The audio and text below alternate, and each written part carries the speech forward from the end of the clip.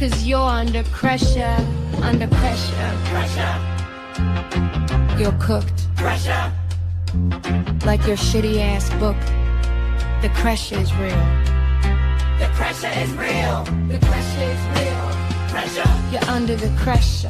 Drowning in the pressure. You're now under pressure. Pressure. Pressure's got you by the tongue, and it's over now. You're under pressure. The pressure, pressure. Full force, no lecture. 'Cause we're here for pressure.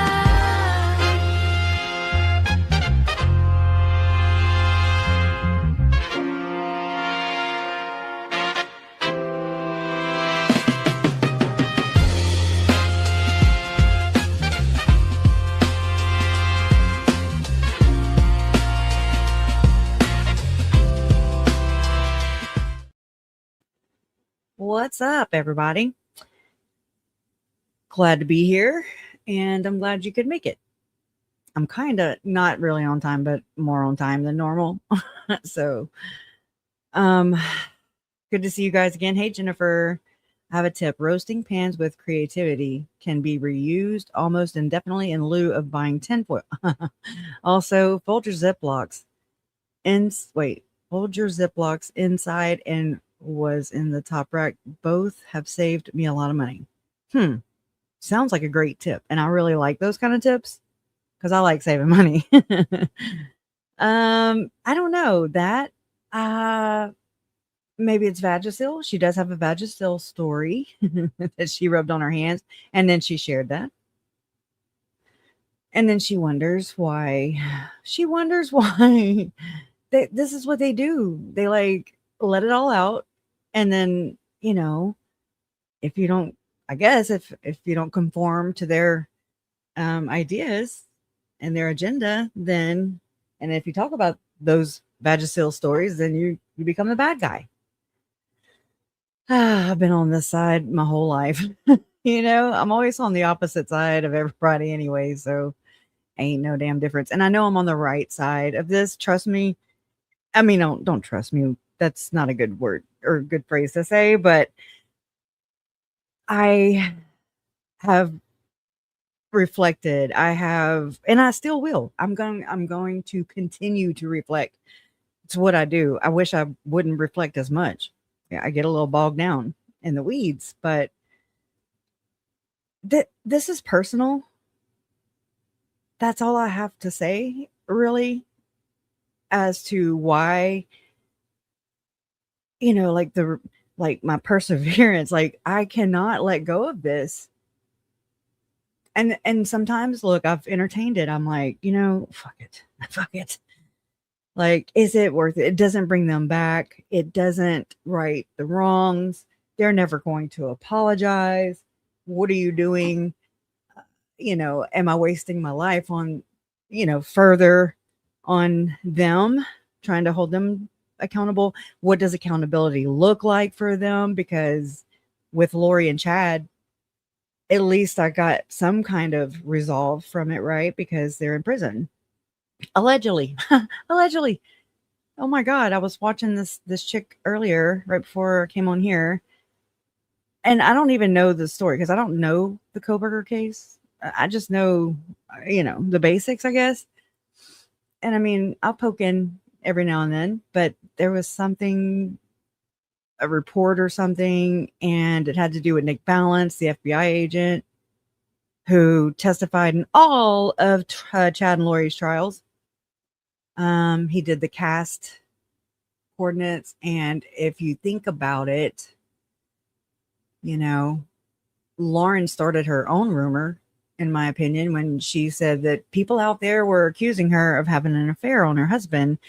And something about I'd always heard some kind of rumblings, not an affair, but I heard that, I think Lauren actually told me when we were at the kids' memorial during Chad's trial, something about she had the coordinates because, I wanted to go, but like I was with my parents and I mean, I wasn't leaving them and Megan and Lauren and Lindsay. And I don't know who else, but they were going to Rexburg to, I guess go look at the court. I don't know if they ever did or not. I just remember that. And I'm really glad I didn't. But there are 2 cast videos of Lauren, or ping videos, whatever you want to call them. Where she's probably likely could be gloating. Because, I don't know. She is accused of having an affair, allegedly. I don't know. I don't think it was the FBI guy. Anyways, I don't know. I don't want to speculate too much because that's not my love life. Lord. Welcome in, everybody. But I'm sitting here like everything that these ladies have done and do, and the things that they say and have said, whether on the record, off the record, behind our backs, stabbing us in our backs, whatever it may be, they affect my life. Like, there's no degrees of separation. This is affecting my life right now in real time, every day. And they're okay with that. I think Tricia gets off on this shit. Honestly, I'm being serious. And I'm probably Lauren too. She don't know how to have fun. She don't know how to let loose and show it. I don't know. It just is really eerie. And it is, I'm going in my feelings. I'm sorry. It's really violating. It's such a violating feeling.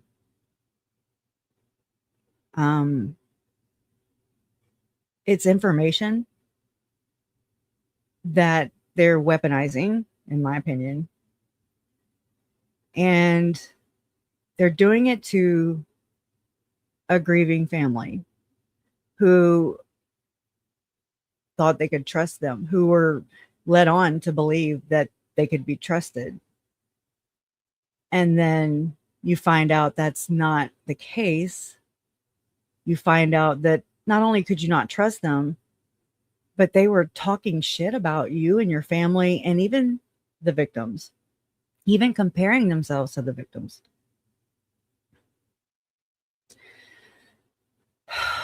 And they become the victim. You become the perpetrator. What? It's right. It's like, right. I'm asking right. It's not right. But I mean, right. Like it screws with my mind because I'm just like, whoa, that is so gross and so bold. So, ballsy, arrogant, egotistical. Some would say psychotic. I don't know what, I don't know. I just can't imagine. And then yet I continue to find every single damn day. God forbid I go Google something, one little thing, and then I end up on, another blog where there are accusations, accounts, commenters, witnesses, to the fact that this has happened before. So many more fucking times. So are we the first family? I don't think so. I think that's very not accurate. That's inaccurate. But we are not going to be the last either. And like, fuck with me all day. Like, I'm inviting you to fuck with me right now. But leave my motherfucking family the fuck alone. Leave my family alone. You do not have the right. You don't have our blood, so get the fuck out. Okay? See your way out. And don't do this. It's so fucked up because they're like control freaks. They're like the most controlling bitches ever.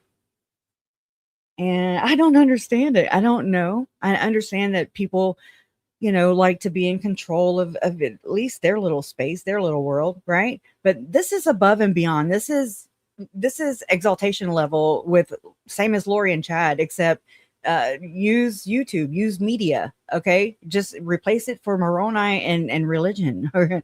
Same fucking thing, different day. Same thing, different day. And it's gross. It's disappointing. I even believe that these guys are of the same cult, and learning the dynamics of how these, or I'll say network. Sorry, I'm shaking a little bit. I guess I'm pretty pissed. I've been holding it in. I'm not letting it out even. I'm just trying to, I don't know. I don't understand. What did we do to them besides notice? What did we do besides catch on? What did we do besides stand up for ourselves and our family who's not here, who are not even fucking here to defend themselves? Okay. Oh my God. The dead, like disturbing my family who were already violated horrendously with the bloodline shit, marking my entire fucking family. Like, what is that? It is so fucking creepy. Oh my God. I'm creeped out right now. I'm creeped out. I remember thinking about this with Julie Rowe, and I was like, oh my God, when she started talking about soul trafficking, I was like, what is this lady talking about? She's cuckoo. I get it now. I get it. I've gotten it for a long time now. It is really gross.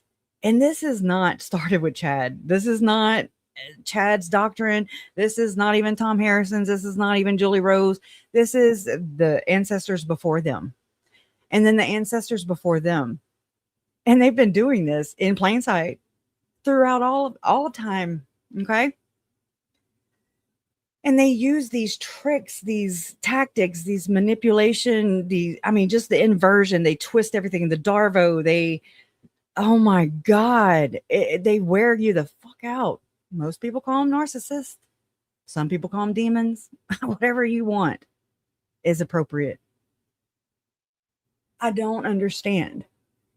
But don't sit here and mark my family and then go celebrate it. Like, look, I am the first person I'm admitting, okay, I was wrong, or I was used and I'm wrong, okay, because I looked at what Tricia and the joking about the portals, the joking about the 144, the joking about the end of the world. But they weren't doing it like I was thinking, like I do, like I believe. They're mocking it. They are celebrating it. I'm not celebrating it. I'm mocking it. Okay. Like I'm here to fucking mock. Okay. Any chance I can, I love to jump in there, and I love to mock Chad and Lori and their stupid ass people, idiots,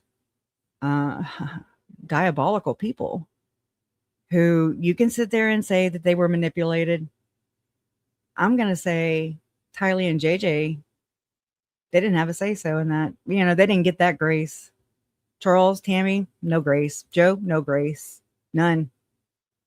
I don't give them grace. Like I'm not here to sit here and be the judge, and that's not my job. Thank God I don't have that job. I'm just here just to kind of maneuver the best I can. But the victims, they didn't have a say so. They didn't get to make that choice or that decision or have that conversation even. They were probably terrified in their last moments. They were probably confused, betrayed, heartbroken, sad, fear, lonely, again, confused. They didn't get that. So I have to take a hard pass with the giving grace to grown adults who are actually grandmothers, grandfathers, like, and they're over there casting out. Okay. Well, they're not the first ones. I know that like mainstream media, they fucking love, and Lauren's in on this, Nate's in on this. I mean, all your favorite people, all your idols, okay, they're in on this. I'm sorry. Right? It's shitty. It's so shitty. And it gets shittier. But you know what? At least I can say I don't worship these motherfuckers. I don't. I worship no one. Okay. Like, it took me this process to figure this out. I'm like, oh my God, that's what this means. This is what that means. Everybody's, I see the flock just going and they're like, oh my God, don't talk about my favorite person. And you're like, really? Do you know them personally? Even if you did know them personally, you still don't know people. You still don't, and so many people have, doubled down, and I know they mean well. I know they mean well, but I do too. I mean well too. When I say that, or when they vouch for these people. Yeah, well, Chad also served a calling in the church at the time of the murders. Yeah, he was, yeah, called by God. What you got? What else you got? Okay. He's still a fucking murderer. And then I've even done that thing where I'm like, well, Mormons, they don't drink coffee and they don't do drugs, but they murder. They do all of it. Like, there's nobody that's exalted here. Nobody. Hey, nonsense. I don't understand. It's just a bunch of doublespeak, hypocrisy. A lot of people refusing to reflect and come to terms with, oh, maybe I'm not God's chosen person. Maybe I'm not exalted. Maybe I'm not involved with the one true church. Maybe I'm not involved with the one true gospel. Maybe, fuck. Maybe I'm wrong. And I know. I don't find it that hard to admit when I'm wrong. I'll go a little bit and then I'm like, yep, you were right. I'm wrong. I don't have a hard time with that. I don't. A lot of people do, though. And I think we all need to check our egos. It wouldn't hurt. It would not hurt us to check our egos, y'all. Just being real. Because at the end of the day, we could be liars, we could be thieves, we can be murderers, but at the end of the day, we're lying to ourselves if we believe that. If we believe our own shit, if we end up, and that's what I see with Tricia and Lauren and all those people are, they believe their own shit. So does Lori and Chad. Like, they are on it. Like, still to this day, Lori is like, that was Jesus. And I'm like, that's not the right Jesus. Girl, you ever heard of the angel of light? Why don't y'all read the same materials that I've gotten a hold of? And I get them. I don't really pay for things. I find PDFs. Okay. I don't know. It's so weird. And then to realize that all that they did, all that they murdered, they plotted, they schemed, they conspired, and they became the very people that they fear in the Book of Mormon. They became the Gadian robbers. They are the Gadian robbers. Whether they know that or not, that's on them. But the very people that they fear and were taught to fear, they are them. They're the monsters. But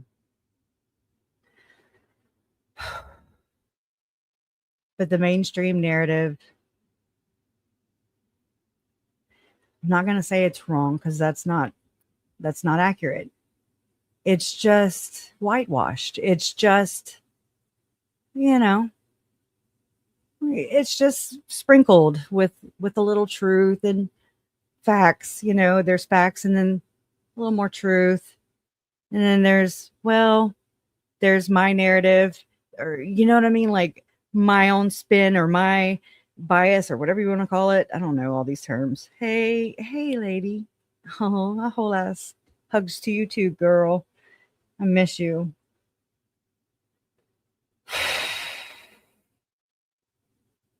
I don't know.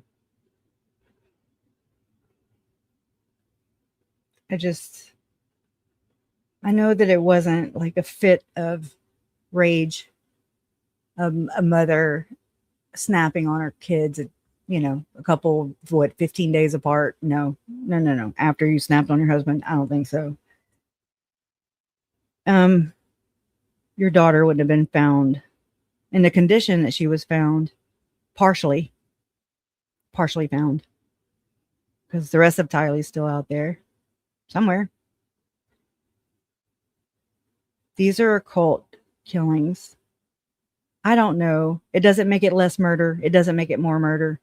It's all in one of the same. But when they don't say occult murder, or when they don't say ritual killing, when they don't say ritual abuse, they are completely hiding that hand from you. Okay? And there's a whole mess load of fucking stories that come with that. I mean, you're like, oh, it's the rest of the story, you could say. It's the rest of the story. Because between the mainstream and between my researching into this occult shit, it makes sense. I'm like, oh, my whole world makes sense. In a world that is nonsensical, right? It's totally like, what the hell is everybody corrupt? Is this what we're doing? Like everybody is off the deep end. And then I'm telling you, y'all, when I used to say, and I still, what about the rest of them? Because it's like, it's this inversion. And there's so many more people just like Lori and Chad. They're just in denial, just like Lori and Chad. They're just like Lori and Chad in denial. Oh no, that won't happen to me. 10 o'clock news. Never saw that coming. And then after watching and I mean, I've never in my entire life watched the House Senate committee, whatever the hell. I don't know the name of it. Okay. The House committee hearings about MK Ultra. I was like, I was glued. Everything that I've researched, except for that one lady, everything that I've researched, I'm like, yeah, check, check, check, check, check, check, check, check. Wow. I don't want to be right because I don't know what to do with it. Nobody believes it anyway. So it's like, what do you do? It's not like a celebration or anything. Like, woohoo, you get a sticker.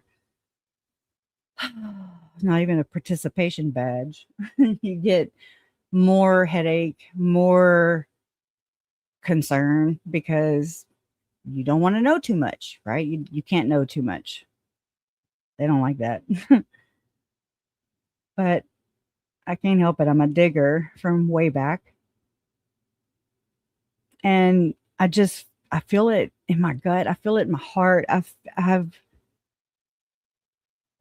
I just keep looking. And then things just like, I'll hear something from another case. And I'm like, whoa. And I'll look further into that. And then, I'm telling you, it's filling in a much fuller circle. I've been looking into Mike King.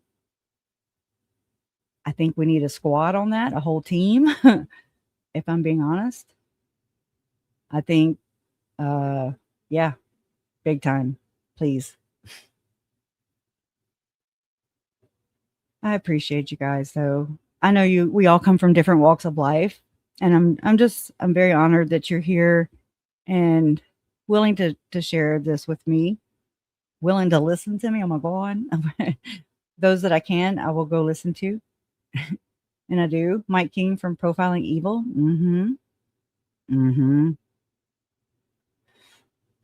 There's a lot of I'm gonna use Indy Cindy's term. She said, wait, I think it was her. Wait, where did I hear this from? Oh, Starkey Homestead. She said, they're cooking the books. They're cooking the books. And I was like, oh my God, they are cooking the books. Oh my God. And I'm like, the church cooks the books. We're used to it. If you've been following and the event or the whatever actions of the church, then you know about cooking the books. And now it makes sense, right? You're like, oh yeah, definitely inflation of numbers, inflation. I mean, look at how Andy, others, we're looking into John's credentials. Andy, Cindy, I believe they're cooked. I believe they're cooking the books. And I mean, I've noticed this a long ass time ago. I'm like, oh my God, I would go look at LinkedIn or something and, looking for whomever at the time, early on in my research though. And I'm like, really? You worked there, and there? Oh, wow. Like that's fancy. And I'm like, damn, they embellish the shit out of these things. But whatever. It's all you're doing is lying to yourself. Like I don't get it. I bet they got pissed or maybe they were happy when they had to kind of skim back on the resumes. Remember the resumes used to be really long. Now it's like cover the one letter, the one page. I had to change my name. I wasn't getting hired, and I was like, I wonder if people on the other end of this think that I'm black because my name. I changed it. And I mean, not legally, but I just wrote K period. Okay. Kay and my last name. And I got phone calls. So for whatever that is, I can't prove it, but I'm just saying. Oh, I wonder if I'm being judged or, you know what I mean, discriminated against because of my name. So I can't imagine what it feels like for the skin. Or whatever. It's terrible. We have to be human again, y'all. We have to just drop the labels. I've heard so many people lately say, I care about all Americans. I care about everybody. Like it's worldwide. Okay. Caring worldwide. Straight up. I don't understand that. I just think that, we're sitting here and like going through the Church of Jesus Christ of Latter-day Saints only to find out I'm in a cult. I mean, my government, I'm like, whoa, shit. Wait, I was taught this, but this is not true. And this is okay. I'm steadily having to readjust my cells, and say, okay. And I just try not to expect anything because it's wild. How am I feeling after the preliminary hearings happened? I feel like I wasted my time watching them. As soon as he was like, okay, we'll be back September 1st. I was like, what the hell? What is that? That's not how this works. It didn't work like that for Chad. They were like, yep, you're going to trial, buddy. I don't believe any of it. And I hate to say that. I'm not trying to minimize and I mean, I know what it's like to lose some people for murder. Okay. I get it. Right. How ludicrous. That's absurd. But I cannot discount these actors. And you don't know who to believe. You don't know who you can trust. I hope Charlie is not dead. I hope that he's part of the scheme. Okay. I'm just saying. I hope that, I don't know. I just know he wasn't on our team anyways.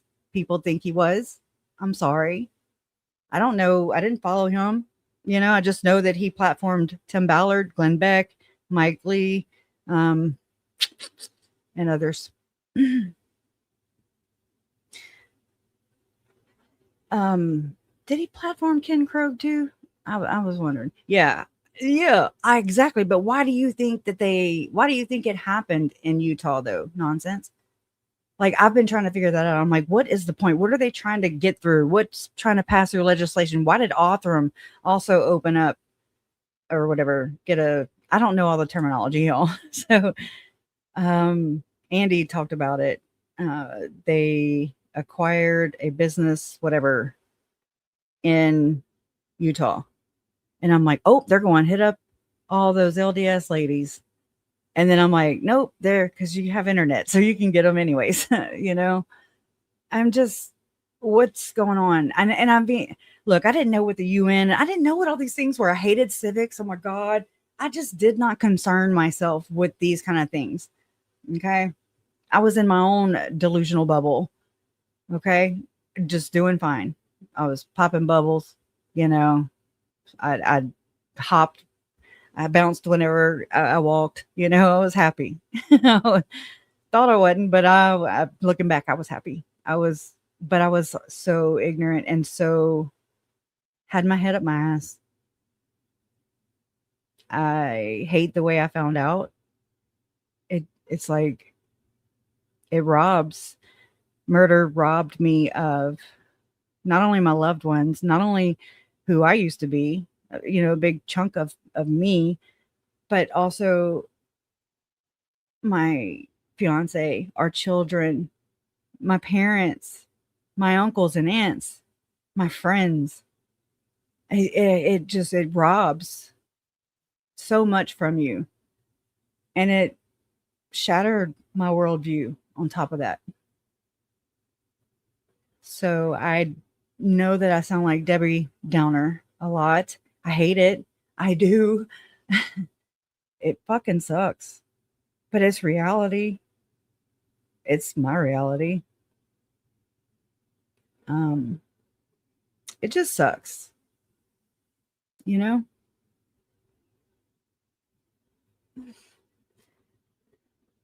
It sucks. And it's like you can't get that back. And then you're like, damn, I made it this far. Shit. I didn't even know how old I was a couple times, you know, like, I don't know how old am I this year? How old am I right now? You know, I mean, you get lost in the sauce, and it's consuming. It consumed me, and I let it, and I knew it. I knew that. I was like, oh, I know I'm not doing this healthy, but I had to. There's so many different things going on, though. There's not just the church or the churches. They're in on it too. But it's also the brotherhoods. And they're in on it too. And I mean, that's the secret societies, y'all. That's what this is. Okay. You have the Delphi Secret Society. You got the Rexburg Secret Society. You have the Salt Lake City Secret Society. Some of them, the Venn diagram, you know, comes to mind. They cross over. But that's about it. It's all doing the same shit. Different victims. Okay. Same crimes, same cover up, same corruption, same shit, different day. And it really sucks because, I mean, they can frame you for anything. And that's why I really think we need to pay attention. Not because it's Tricia and Lauren pissed me off, or you know what I mean, or wronged Christina. It's not just because of that. It's because of that we dig in, because there's more there. I'm learning things along the way, again, about the world I live in, just by researching these people. I'm learning there's connections. I'm learning there's affiliations to people who have been accused of ritual abuse in the most heinous way in the Hamblin documents, in the Hamblin victim statements, who are being sued federally right now, and who are out here just, you know, being like, oh, that was debunked. Okay. I don't think so. It's not been able to be prosecuted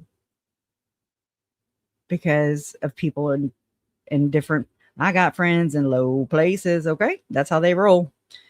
And people look the other way. Corruption, though, y'all, it affects every one of us financially. I mean, just all across the board. It affects us. It rolls down. No, but I would maybe. I just don't remember. Girl, I have to sit here and think about it. I remember digging around over there, but maybe I should do it again. They were more like, I remember like morals, you know. Do you want to come up? You want to? I would love to just have a chitty chat. It's just heavy. I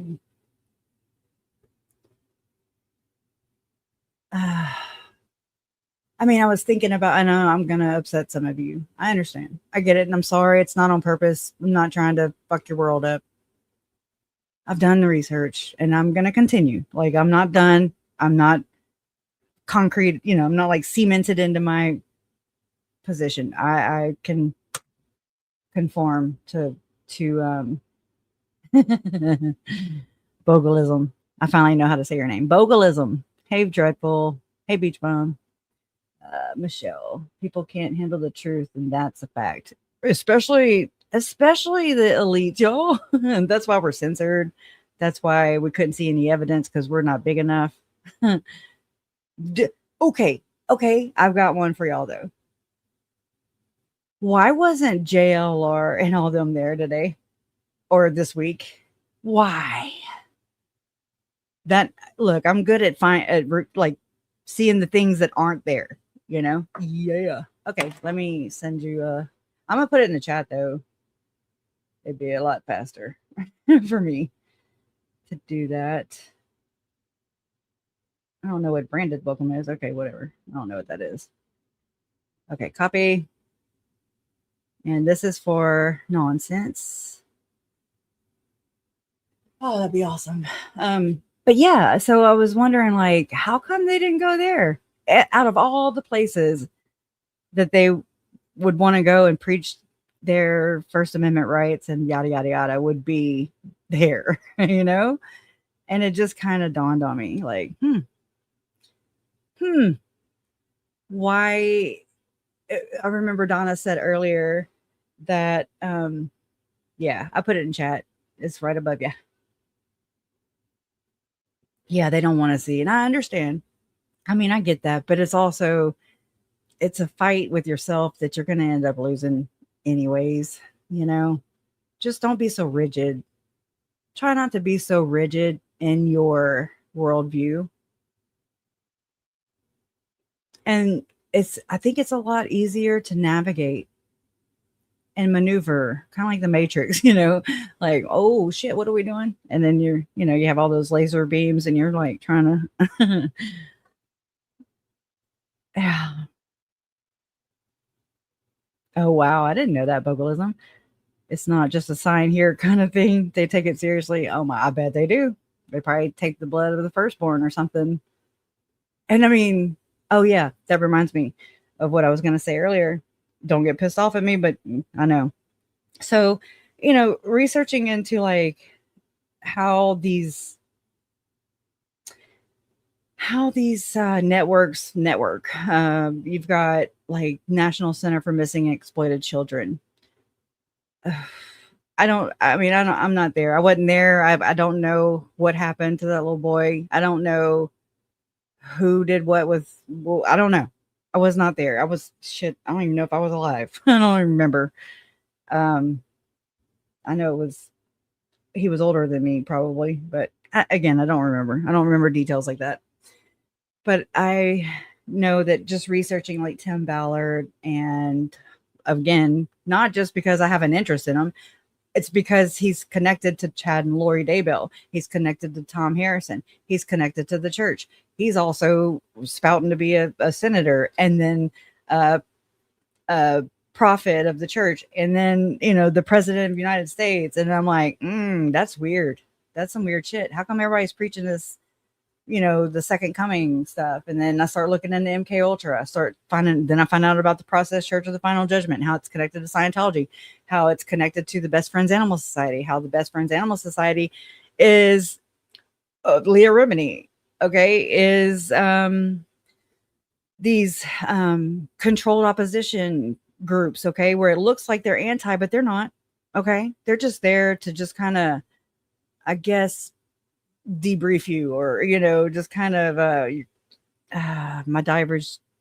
I used to transport divers, and they would have to go to those hyperbaric chambers or whatever, just to kind of not get all messed up in the head coming up to the surface from way deep down. And I mean, it's kind of like I look at like Mormon Stories podcast, Leah Remedy, Going Clear, like these, we're not part of that organization. How come, Best Friends Animal Society is connected? I mean, she sponsors that. They sponsor her, whatever. And then, but they belong, like the Process Church of the Final Judgment is what I would call the Church of the Firstborn to the Mormon Church. Do you understand? For all you Mormons and ex-Mormons, Chad was starting the Church of the Firstborn. So was Ervil LeBaron. So was, basically, okay, that's what this is. And I mean, it's in scripture anyways. It's prophesied. The church is going to go corrupt, and the Church of the Firstborn going to usher in the second coming of Jesus Christ. I mean, it's verbatim. They everything comes right out the second anointing too. So do what you will with that. I wasn't there. They were. But I mean, M. Russell Ballard, the apostle for the Mormon Church, I mean, he actually invested in the E-meter, what would become the cans for the Scientologist church, for the Scientology church. Then you have, I still have to look into this guy, Heber C. Jench, who was a prophet for the church very, very briefly. Then he went and he was a leader in the Scientology church. There's some crossover here. And there's definitely some crossover in, why did I all of a sudden forget it? Shit. That weird place in Utah. I can't think of it. Anyways, there's a lot of crossover.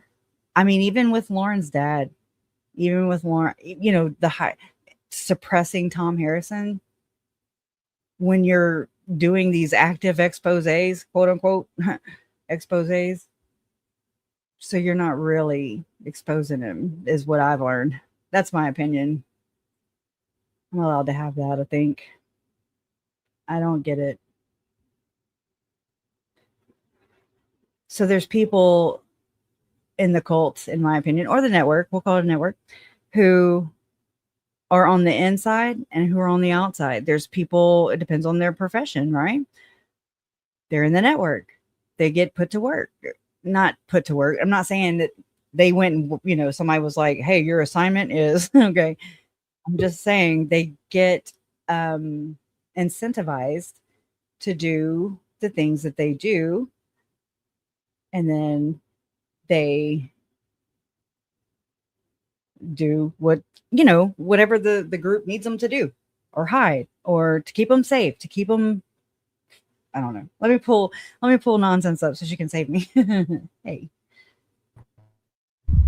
Oh, that was weird. I unmuted and then it muted me really quick. Happy Friday.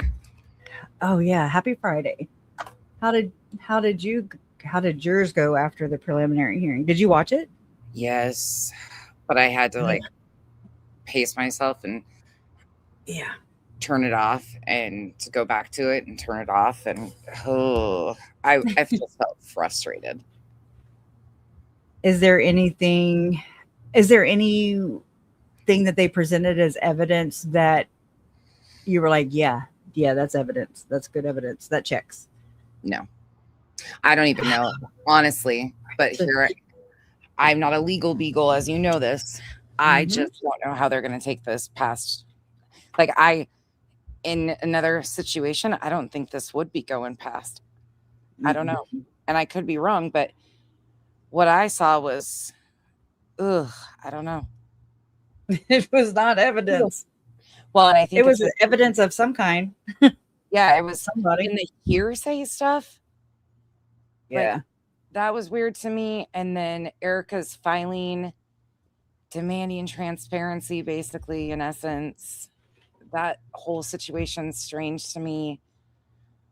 I mean, I gotta say right there on that point, I feel like that's a controlled opposition type of move.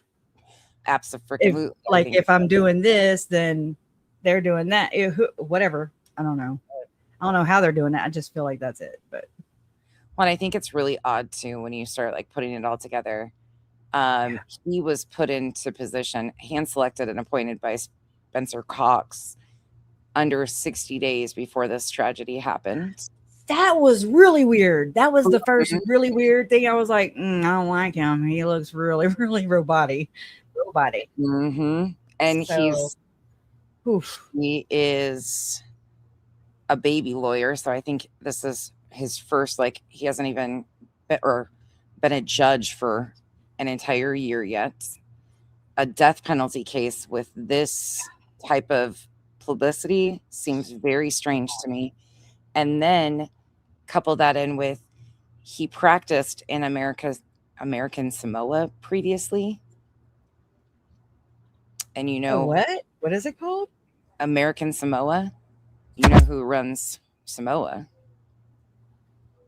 The Samoan Islands. Oh, I remember that Peterson guy. I mean, I don't think it was Samoan. Was it the tax assessor from Arizona? Oh, Mark Peterson or something. I'm gonna have to look it up. I can't remember. I think it was a different. Oh my god! I just watched this story again because I mean that guy there. Oh, when I saw him, I was like, oh no, not good. All those adopted babies and selling them. You know what I'm finding weird too is you can't find military. He was military in Samoa. Yeah, there's just, and that's LDS, like the Pacific Islanders. Yeah. Oh, that's Sean Reyes, basically. Well, no, I think he's actually. Oh my god, you probably know it. His dad was too, Buddy, the Elvis impersonator or whatever. Yes. And he sold colloidal silver or whatever. He was also a part of a big MLM. Yeah. Sean Reyes' Aren't dad. they all? There's just a lot of weird situations around this. Mm-hmm. Definitely. It don't feel. It just doesn't. It feels off. Yeah. Oh yeah. Yeah. I even questioned. I'm like, what if we just all said "fuck you" and we just turned our TVs off, turned the internet off? I mean, as far as following that, and just then what would they do? How would they? Well, what are we gonna do now? We don't have anybody to pull strings on their emotions, and sucks. I just wonder how many innocent people are sitting behind bars in Utah. Yes, or anywhere, everywhere. Okay. Well, I'm specifically interested in Utah because of right, the church influence and on everything. I don't know. There's something weird about this whole situation with Utah. Then you have Dr. John just basically doing the recidivism and saying, "Oh no, he's not going to reoffend," and then he's a reoffender. You know? Like, yeah, that's the one. Wasn't he the one making those decisions too? Was he? I don't. He was doing reports, right? That's what he was doing. Yeah, right. And they'd go to court, use those reports in court. So his words. Just like he tried to do with Christina, basically, except that was off the record, I would say. But he was sure trying to use his credentials. He sure tried quite a few times in many different ways. And that's what makes him shit, in my opinion. Like, I don't even call him doctor anymore because I'm just like, yeah, no, that's an earned thing. But I think he was using that on, and I think they use that on victims and the families that she connects with. I think that's what's important with his positioning, in my opinion. It's the 1-2 punch. It's yeah. They use it to try and make victims and their families or whoever they associate with feel a level of comfort because he's this doctor supposedly, and then Dr. Babe, not gross. Disgusting. Sorry, I'm outside and it's windy. Oh, you're fine. You are fine. I wish it was windy here. I wish I could go outside. It's hot. It's so hot here too. His credentials are an issue, Jay said. I wouldn't doubt that at all. It's not looking so good. It's not. Andy is, I mean, she is. Where did he go to school? Columbia and Harvard, I think. Wait, somebody will correct me. I'm sure. We're all like buffs around here. You know, we become experts ourselves. So just not on all the things, but together, collectively, we got your ass, you know? Oh, yeah. I love it. Well, I don't know if you've been told yet, but Princeton asked me to go back and redo the 9-hour and inlay, you know how I bob and weave. But yep, I'm going to start that next week. My girls go back to school, so it'll be a little hit and miss, but I've been dedicating time and I've been digging into Lauren's coverage of your family and pulling some things. I can't thank you enough, man. Oh my gosh. But I'm falling into such a rabbit hole of hours worth of videos that I'm like, oh, how did she get away with this or this or this? Yeah. And there's a lot. I'm trying to be thorough, but this could be a 6-month deep dive because it was 6 years. We're okay with that. Okay. I mean, I am. Because yes, I have to go back and find all those things. I mean, just to note them and to write the record as much as I can, you know. I don't know. I don't know how to hold her accountable. I don't know how to hold them accountable. You've got Tricia still going on with the 24-hour fundraiser. She gets off on this shit. I'm telling you, she does. And then she acts like I'm invisible. She acts like people haven't blind copied me, you know, when they email her, because I won't email her and I'm saying that not because I won't. I mean, because I will. I'll text her. Shit, I'll call her. But I also witnessed how they framed Christina and her friends. Oh, yeah. And they went all the way with that shit. John, with his credentials, alleged credentials, and everything. I think that's a big takeaway that I'm realizing with a lot of the overlap that I've been noticing is they go from framing a narrative on a case, a true crime case, however they want it to be seen in the public perception. Yeah. It's good to hear it from you. It is. To Christina too, when the case and there's nothing, she became the story. And if you go back to that 9-hour video, one of the first things she said in that recorded video she played in the hotel where she was having the breakdown, she said, I did this in case they're, you know, a future documentary. That has always just hit me like a ton of bricks because why did that ever be needed in a documentary about anything? Why would that cross your mind? Right. If you're so terrified, if you're so anxious and suicidal, you know, like it's all a fucking lie. Yeah. I said it. Well, and I think that's what it was so quick to watch her do it to Christina in that 9 hours. She did it to your family for 6 years. Yeah. Oh yeah, for sure. Yeah. Like, because there's some it's complex. There's so many moving parts to because we have like I have the what do you call it, the primary, I guess, reason we're here is because of Lori and Chad, right? And then these are secondary elements where there's like another, and I don't consider myself a victim because that's what they like anyways. And then they like to play it. They like to take it from you. You know, they're like, no, I'm victim. But anyways, it's like a secondary victimization. And I see how this feeds into, I mean, the victims are passed off to Dr. Oz. They're passed off to Dr. Phil. They're passed off to Dateline. They're passed off to all these networks. Okay. 2020, 48 hours, Lifetime. Fuck. Netflix. Oh my God. My parents did a documentary too. It's on ID channel. Just saying.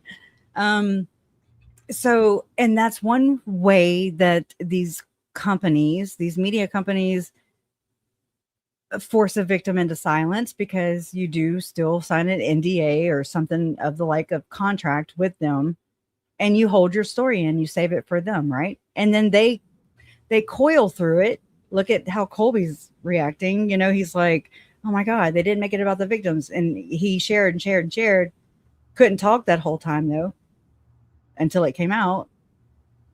And then they don't share the parts that he felt were the most valuable, you know, the most important. Yeah, they take your voices. They take your voice. Yeah. But Absolutely. Then you're thinking that you're getting it out there, but you're not. It's to their liking. They still hold you at the throat. Still controlled. And yeah, when the whole situation is so convoluted. It's gross. It's so gross. It's drenched in exploitation. And they all look at the victims like vultures. And yeah, they do. I'm telling you, oh my God, I have been like, whoa, like taking a step back and just looking at the big picture. And it's just so vile.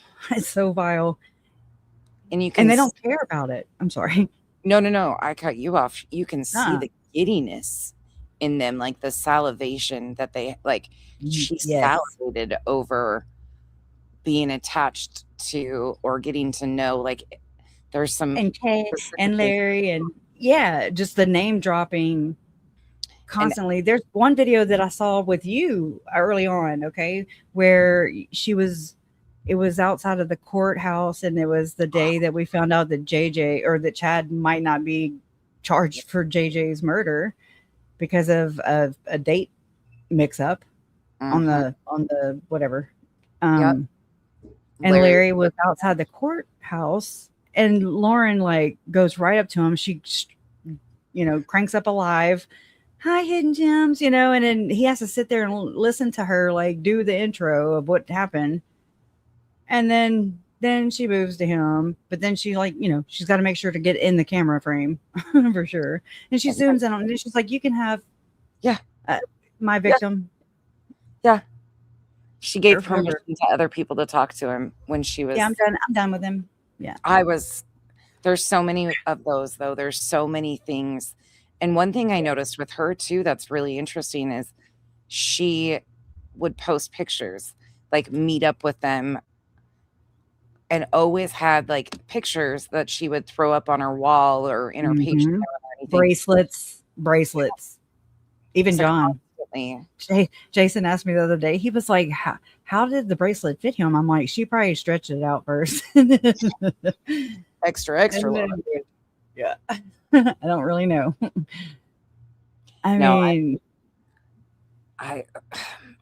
wish I knew how to help. I wish I knew a proactive way to stop some of this or do something.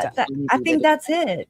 Nonsense. I think it's exposure. I mean, like you said, 6 months. It's 6 months of teaching materials. Yeah. There's years of it. Like, it is so apparent so early on how she. And I'm sure there's a lot of deleted stuff that we don't have access to anymore. That she's. Some of us have it screen recorded. Okay. That's what I might be asking for. Well, of course, I'm going to be asking you for context. I mean, anybody, anything, just you got to nail me down. That's all. Because I've been like, I have the best ideas. I just never really see them through. Well, you send me your ideas and I'll see if we can make it work, because I'll do whatever I can to help. That's something I actually prefer, kind of deeper dives like this and laying it together. And I know Jay has done an excellent job on stuff with Christina. Hey, Cindy. So I think putting it more of like the victims and how she's exploited that too will hit people in a different way too, a different mechanism, because Christina became the next victim after she didn't have you guys to victimize anymore. Christina became the target. That's because the turnip, can't squeeze any more of my family's blood out of it, because it's over. You see what I'm saying? Like, it was at the very end of that, and it's like, it was like desperation. Yet there's Megan schooling us about how she understands how everybody's feeling collectively, basically, about filling the void in their, I don't know, she said heart or whatever. It was offensive. And I mean, I was just like, we're not trying to fill a void, crazy. You know, the actual shit is done here and you are adding to it. You are doing it too. And it's like, oh, nobody's trying to fill it. Y'all are trying to fill a void. It's obvious. May they not have a void again. Okay. Let's keep them without a void, because, oh my God, there are victims to be had. Yeah. Yeah. There's, ugh. And her behavior of how she was in the beginning, she made so much, like the person in the start of this, like 6 years ago compared to who she is now, is so noticeably different. The money, the attention, the notoriety she thinks she got because, you know, the access to it's really disturbing. The false confidence. Yeah. Yes. Yeah. It's something I can't quite. It's just, it's like, I've learned that those people, they don't love themselves. Lori, you know, for instance, I mean, it's basically, and I mean, I try not to see it this way. I really do. I know everybody's their own individual, and I don't try to just throw a blanket over everybody. I understand that people are more complex than that. It's not just two-dimensional. I get that. But you can't help but see the projection, the Darvo, the victim. They become the victim. They weaponize everything: children, words, scriptures, constitutions, Bill of Rights, your homeowner's insurance paperwork, your fucking life insurance policies. Don't be having them. Ring a ding ding. Yeah. About your car's extended warranty while we're at it. Right. Seriously. Yeah. So we better start reading that little fine print when we're like, yes, subscribe. Right. The devil's in the details, they say. It really isn't until you, like, when I started I mean, you know that when I started my YouTube channel, I didn't even know these things existed. Like, I had no idea that there was this on YouTube or this on social media in any capacity. It's and everywhere. It's crazy to watch it in real time of how it trickles through and how it goes. And then a case like your family it's such a long, extensive, that's what they're all looking for. The next big case that they can ride latch onto. But I think they're okay with riding the little ones even till then. And I say little ones, they're all huge. They're all big. They're all loss.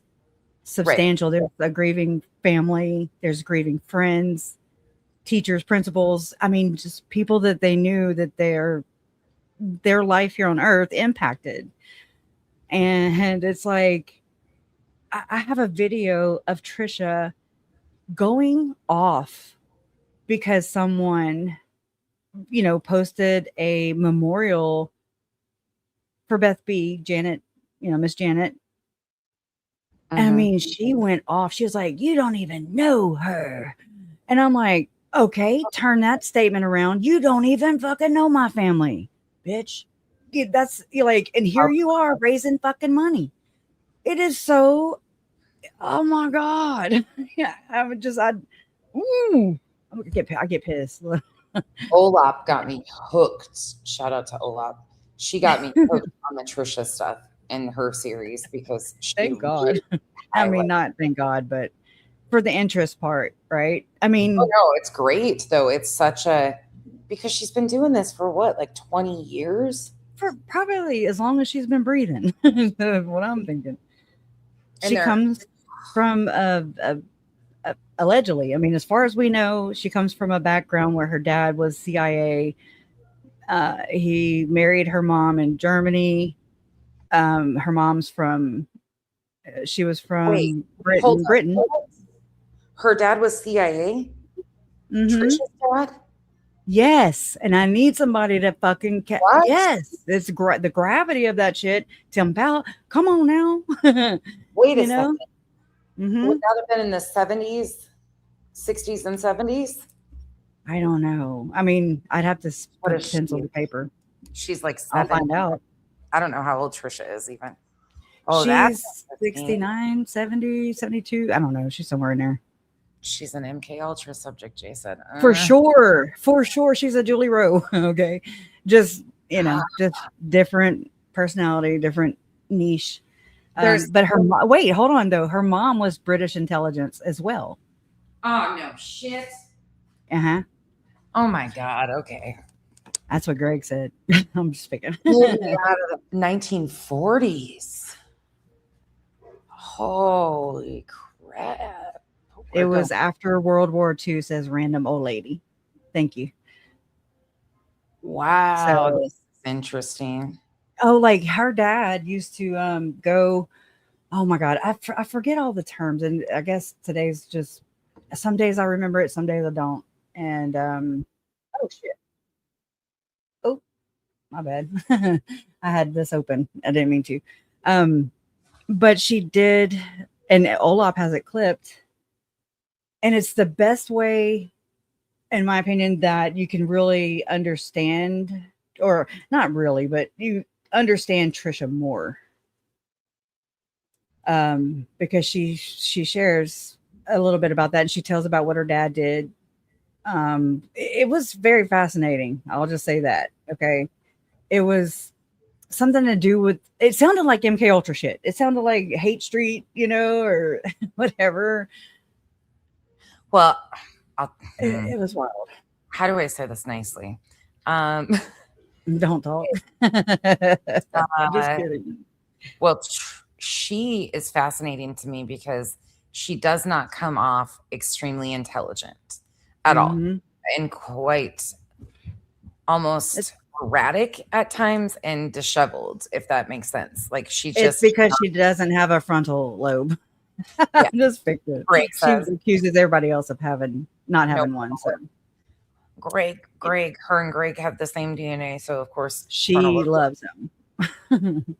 But her and Greg, yeah, that's really interesting though, that she has Websleuths, a true crime, like one of the biggest forums back in. And it started.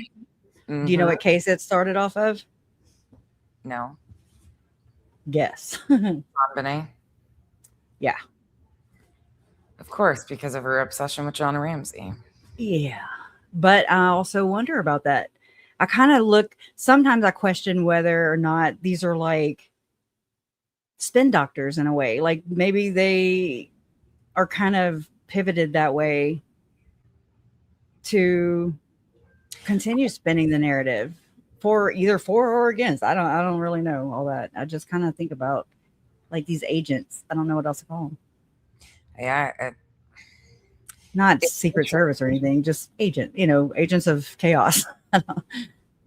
It's so weird to think about how disheveled and erratic she seems, that she would be the one to start a forum online for these cases. Like, her, I don't know. It was already in existence, and she bought it for $1,500 from some people that, it sounds like their nicknames. I'd like to know their real names. I've been looking through all the damn land and property deeds that the family trust has or whatever. And this is not my area. So I'm like, it takes me like 10 years longer just to make one simple, like, epiphany or whatever. And I'm like, but I noticed, I don't know if you've dug in too much into the Hamblin documents, but De Jong, Karma De Jong, anyways, the De Jongs, and there's property swapping or, selling and stuff between Tricia and the De Jongs. And I'm like, holy shit, I still got to find out what that means. I don't really know yet. It may mean nothing, but I mean, De Jong, and I mean, she talks about the Cottonwood Country Club all the time. I found an article earlier, bowling league. I mean, you have to now look out for these Rotary clubs and Lions, whatever. I don't know all that. I sound so dumb right now. The Lions Club. It's a lot it's a lot stored in my brain. Oh, yeah. There's a lot. Well, that just opened up a whole different. I didn't know that. I didn't know because I've These are done. secret societies ish, you know. Yeah, Tricia. Universities are really becoming top for me. I mean, just when they enter into a fraternity or sorority, then you have like all the way up to where the last prophet, the one, you know, Russell Nelson, he's Skull and Bones. He was Skull and Bones. Then you have Dick and Brenda Miles. Okay. They were in the same ward as Lauren. And Ballard. And she never covered David Hamblin. She never covered these people who are allegedly doing heinous things. And the same thing as Chad and Lori, in my opinion. Just maybe a level up. You got, I mean, Gordon Bowen's attached to this. He lives in Madonna's building. Okay. Like, these are the level of people. It's just the Mormon corridor. It's the Mormon pillar or whatever. The Mormidor. Have you ever looked into, has anybody ever done a dive into Tricia's cases that she has done that are LDS? No. LDS? Her website scares a lot of us. I would be interested to see what her LDS, because I know she is not LDS, but whoa, hold on. She kind of is. Right. She's what do you call it? She's a pioneer. She's a pioneer. Okay, her great grandfather was Wild Bill Hickman, known as the Destroying Angel. He was Brigham Young's henchman. So that's as about fucking LDS as you're gonna get. Exactly. That's Danite. She says she's not Mormon, but that's the everything. It's just a technicality. The name Arrington is also in the Hamblin documents, accused of heinous things by those girls. There's like 100. They did name 144 people, but that's not to be confused with the 144,000. But you know, I wouldn't put it past them. See, that's interesting to me, and I would love to know how many cases around the LDS church that she covered in the initial start of her Websleuths forum. I would really be interested in that, because even though she claims she says she's not Mormon, it's kind of like how Lauren does that, Utah. And I have such a big stance out of that. Yeah. I mean, you're in Utah. You're gonna they overlap. You're either accepting and you might not convert fully or say you're Mormon, but you're either in with them or you're not. She was raised Catholic, but she still comes from that bloodline. And it's the elite bloodline, but it's one of the elite bloodlines that are royalty. Yeah, it's a generational family, in my opinion. And like you said, it's got the MK Ultra shit in there, and it's just yeah, I would say so. I pulled it up, and I pulled it to where. Have I not watched this one? I found a couple of. I just typed in agent because I don't know. I couldn't think of anything else, but I want you to hear, because it's really interesting. I think it is. Oh gosh, I think everybody else does. I know. We need to know.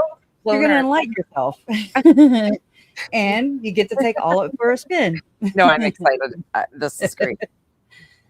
All right, ready? You have to have known my dad. But what happened was my dad assumed, since he married my mom, that my mom would be able to join OSS. Well, this was they got married in 1949, and the McCarthy era was starting to pick up, the Red Scare, communism. And they made a law that said you have to be a U.S. citizen for 10 years before you can join the OSS, which later became the Secret Service. Well, my dad, you have to know him, got so mad that he resigned. And he fully believed that his resignation is really what brought down the OSS, which later became the CIA. They're just never the same again. You know, they needed me. Like, yeah, Dad. Yeah, that's what happened. But anyway, so he came back. They moved back to California, and then they moved to Utah and raised a family and never told us. They did tell, my dad told us two stories. One,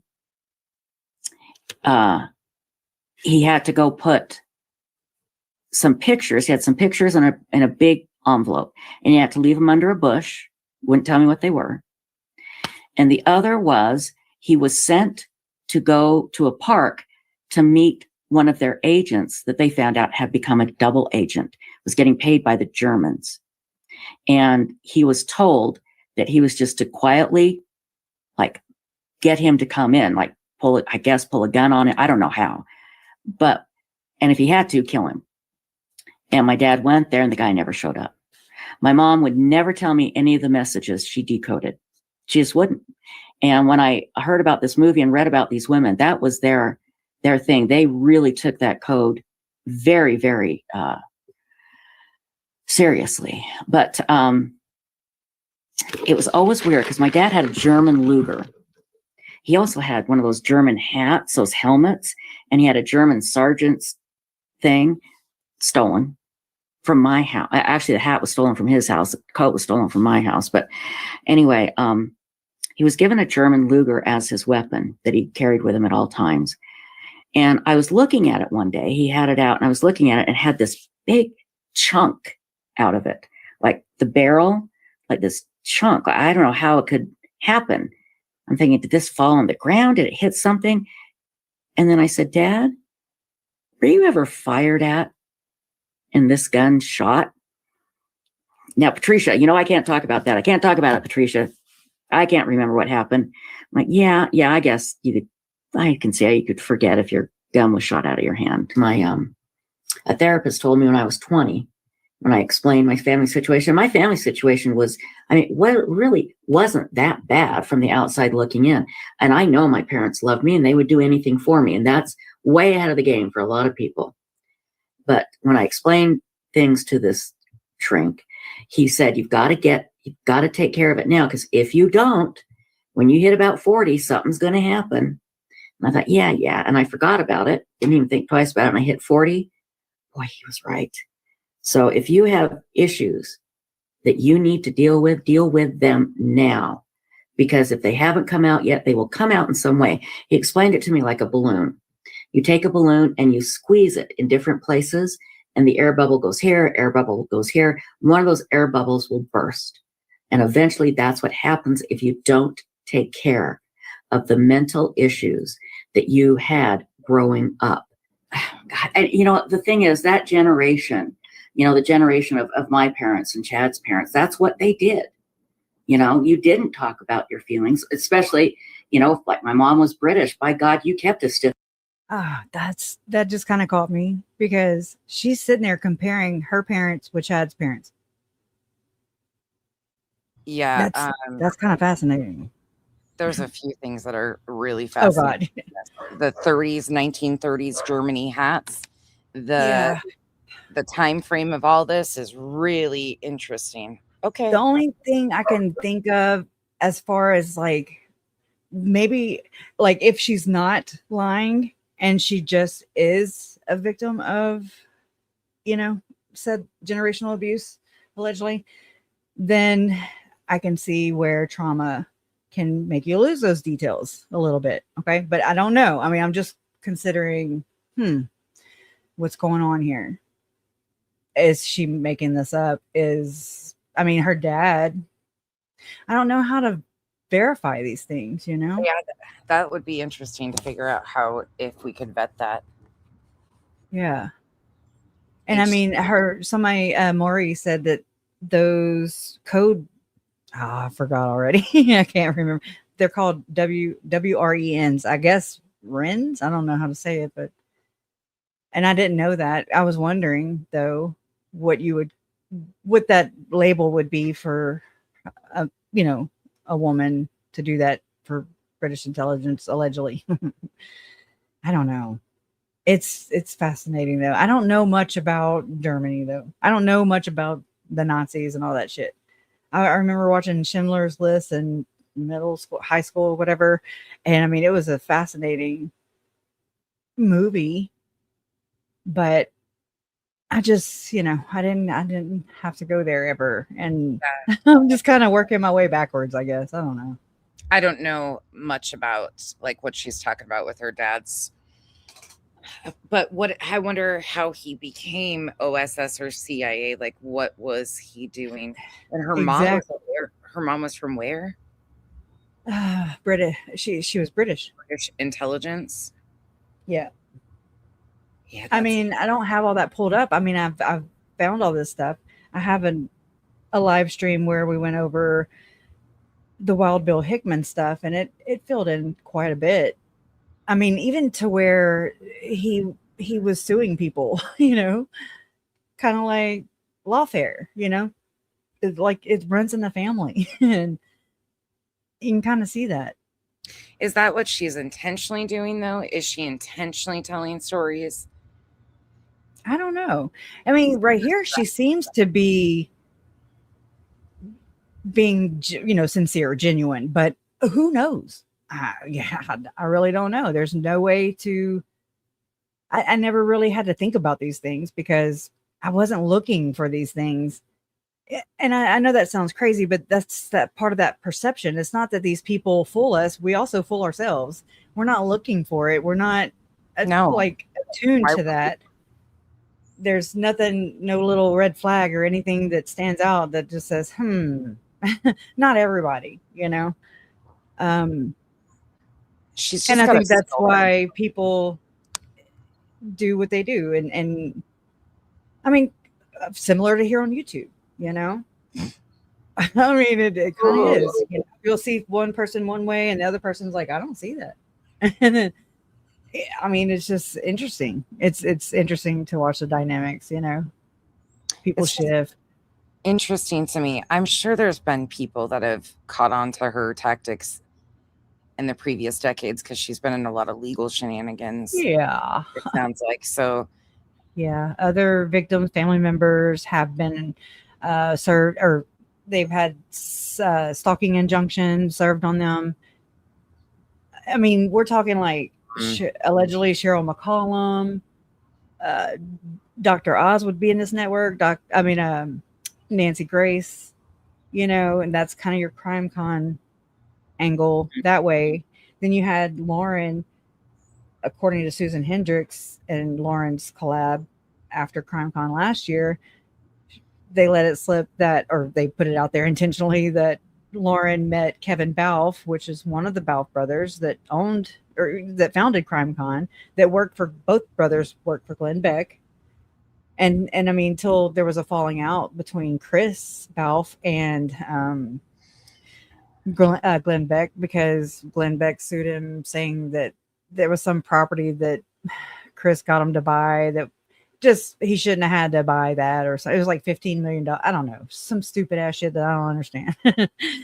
But I mean, they basically learned and helped build the Blaze Media and get Glenn Beck. So hello, if Glenn Beck's there, where's Tim? They know Tim Ballard. I know they've got to know him.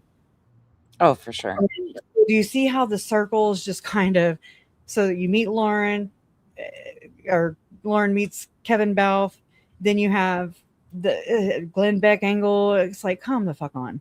Okay. Then you have, I mean, so much so that Kevin Balfe even wrote or co-wrote a book with Glenn Beck called The Overton Window. I don't know anything about it. I don't read that kind of shit. I ain't got time. But I mean, I know it's got to be Glenn Beck style. Then you have the 912ers, okay, which Jason Mao is a part of. Jason Mao is a 912er. I've had this video forever. And I was like, what is a 912 meeting? That's what it says, 912 meeting.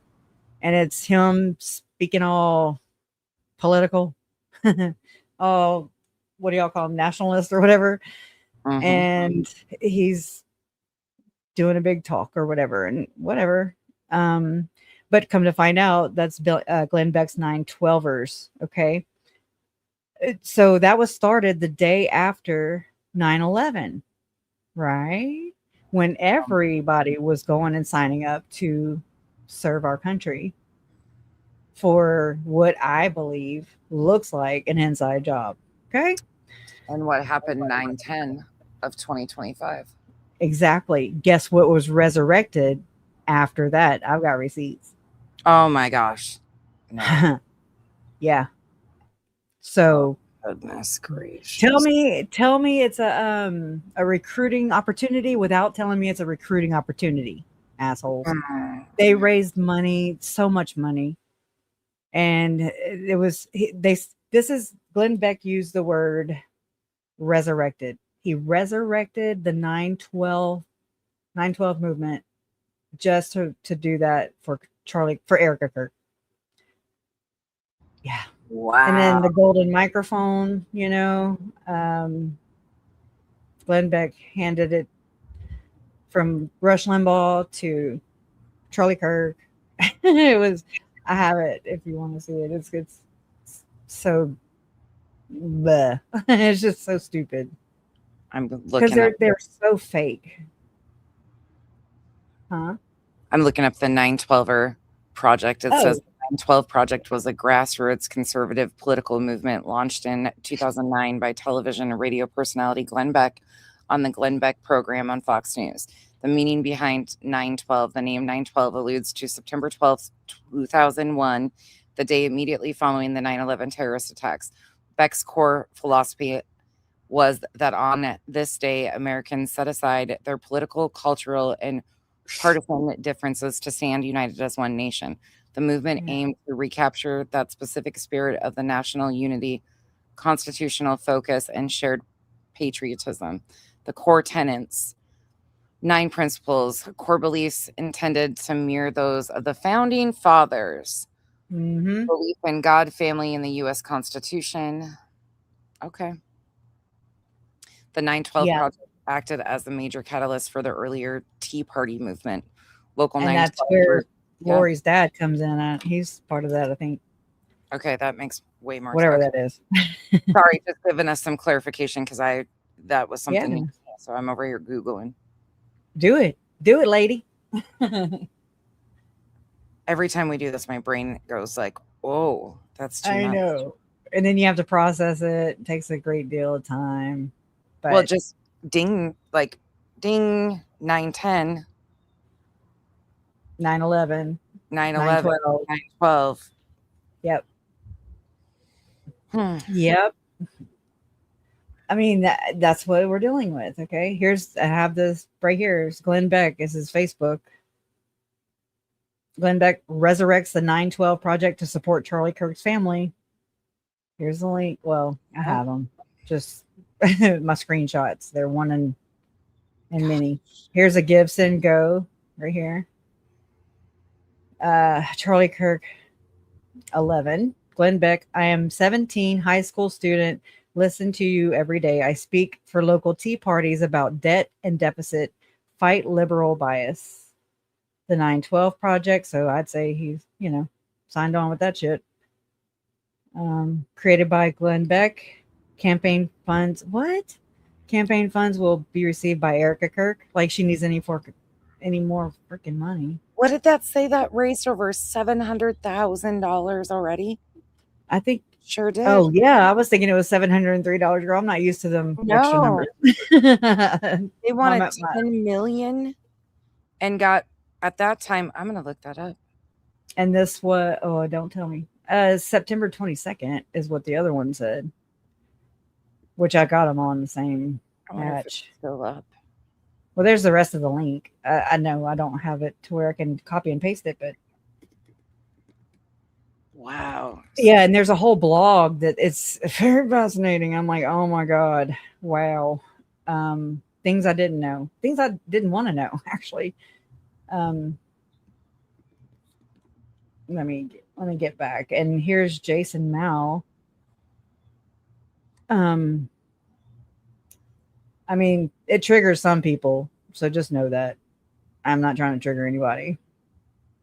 It's for learning purposes, allegedly. There's just back in my early days of screen recording. Okay. 5 subscribers. Good morning,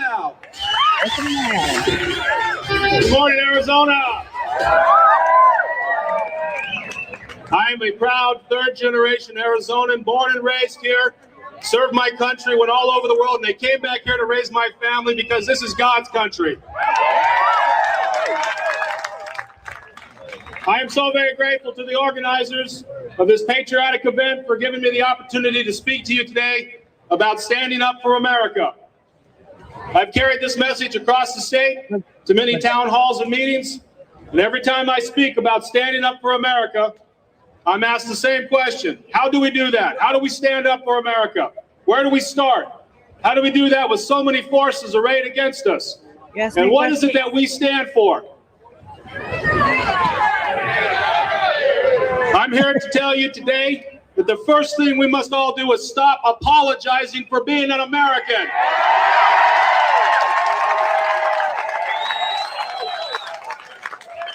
We must stop apologizing for having the same value systems and morals set by inspired men like John Adams, like Thomas Jefferson, like the sage of Philadelphia, Dr. Benjamin Franklin, and like that indispensable man and father of our country, General George Washington. Secret society, girl. It tears at my heart and it insults me to the very quick of my spirit to hear our elected leaders apologize for America and for their time-honored values. So just think about him being a seminary teacher, and he produces currently teaching curricula for students using the war chapters of the Book of Mormon. Yep. That's our Jason Mount. He wrote a children's book after the kids were found buried on Chad Daybell's property. That was awesome. I'm so like, wow, this is. Yeah. You do this to my brain in a good way, though. It's a good thing because I go further and look and research. I've learned so much because of you guys in these discussions. Will you share my screen just for 1 second? Yeah. I can show this because this is interesting. Let's see. Remove. Kind of random, but I went to then go to check those or to see if that was up. It's not up. But look at this. There's one for almost $6 million here. Oh my God. I mean, come the fuck on. Turn them damn kids around. Funds will be received by Erica Kirk. Our team at ALP. What's ALP? I don't know. Some we need to look into. They are so. They wear me out now. Okay, they wear me. Yeah, it reminds me of the Hunger Games too. I visualize that shit sometimes, and I mean, I'm not trying to be weird or.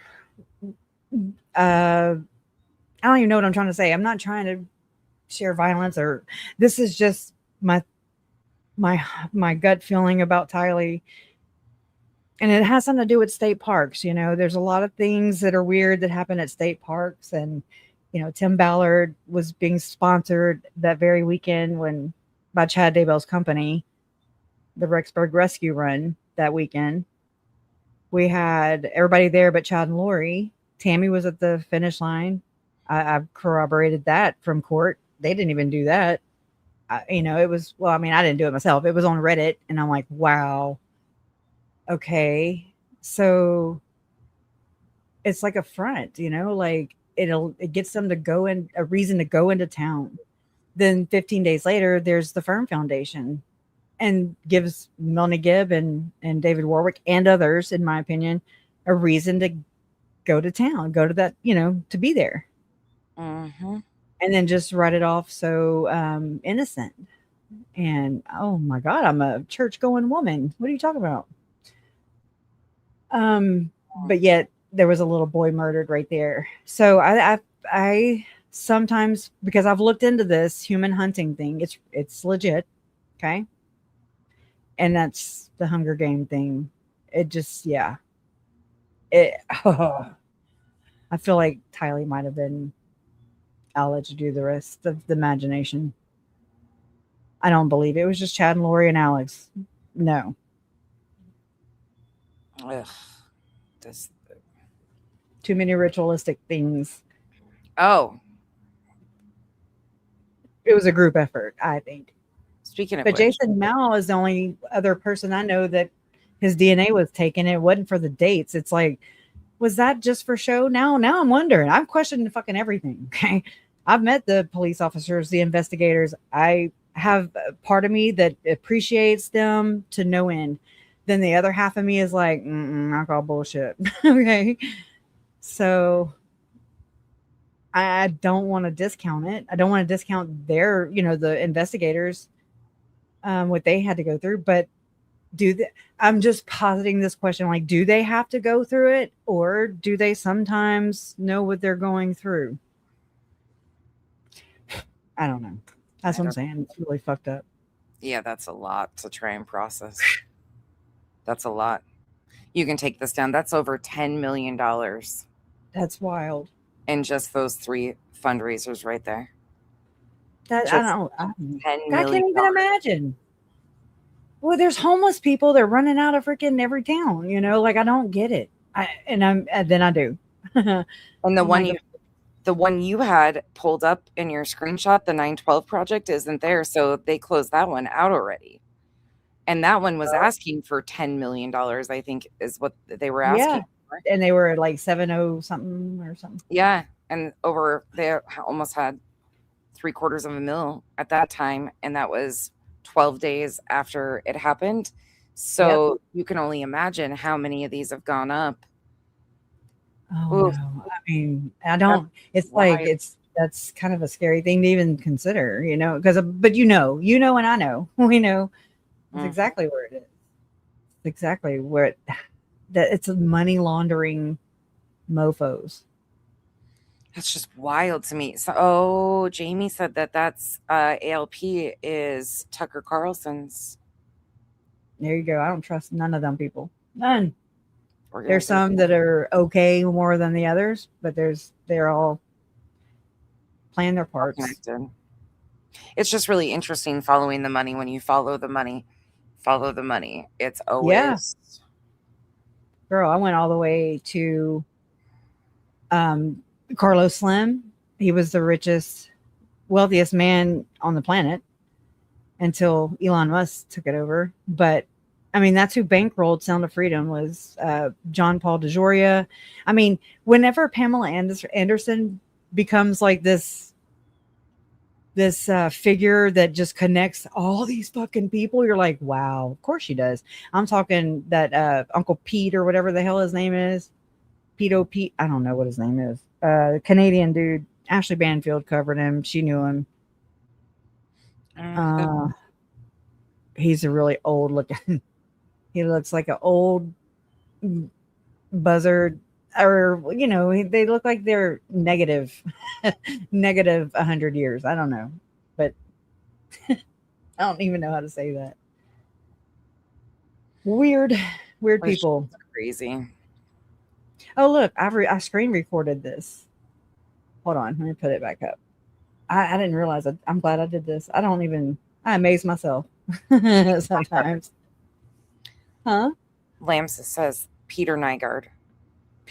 Thank you. I need. Okay, which one? There. No, this one. Okay, so I screen recorded this. Okay, so you ready? Mm-hmm. Okay, let's go.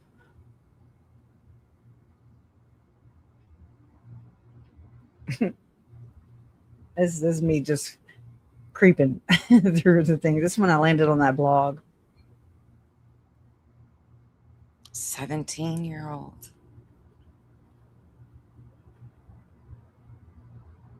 And I don't know the platform, Give, Sing, Go. So I'm like, let's see. Glenn Beck calls upon his dedicated audience, to unite once more, as they did during the historic 9/12 project, which rallied millions to restore faith, hope, and charity in challenging times. For who? This campaign supports the family of Charlie Kirk. who, even at a young age, emerged from Glenn Beck's audience to become one of the most effective and influential voices for freedom in our time. This 912 Project fundraiser is dedicated to ensuring the future well-being of Charlie Kirk's wife and children. Contributions will provide direct support for their needs. I wonder in which ways. Charlie's wife may direct them at her discretion, potentially to Turning Point USA's mission. This effort is a powerful way, they're crowdfunding, this is what they do now a lot. Powerful way to express gratitude for Charlie's unwavering commitment, echoing the unity of the 912 Project. Every donation reflects the strength of this community and its resolve to stand together. Join Glenn Beck in supporting this cause. Donate today to honor Charlie Kirk and his family.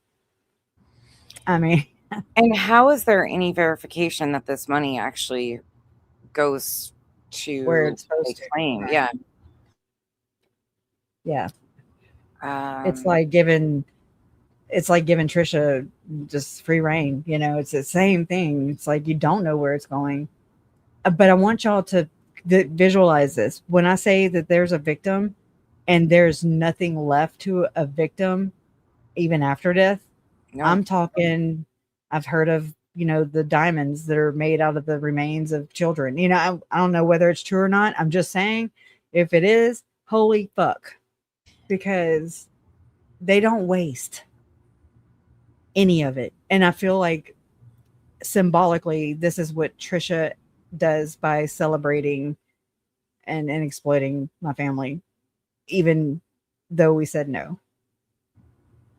Yeah, like she doesn't see the harm that she's doing just by jumping on Lauren's bandwagon, doubling down, giving her credibility, smiting us, you know, like just punching down.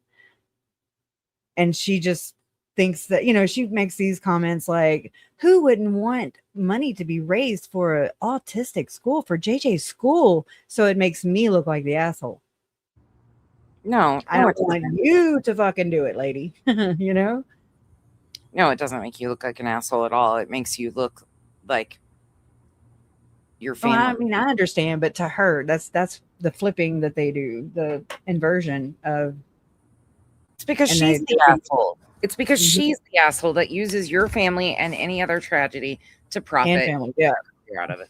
No, she's the asshole, not you. Yeah, so there's that. I didn't realize.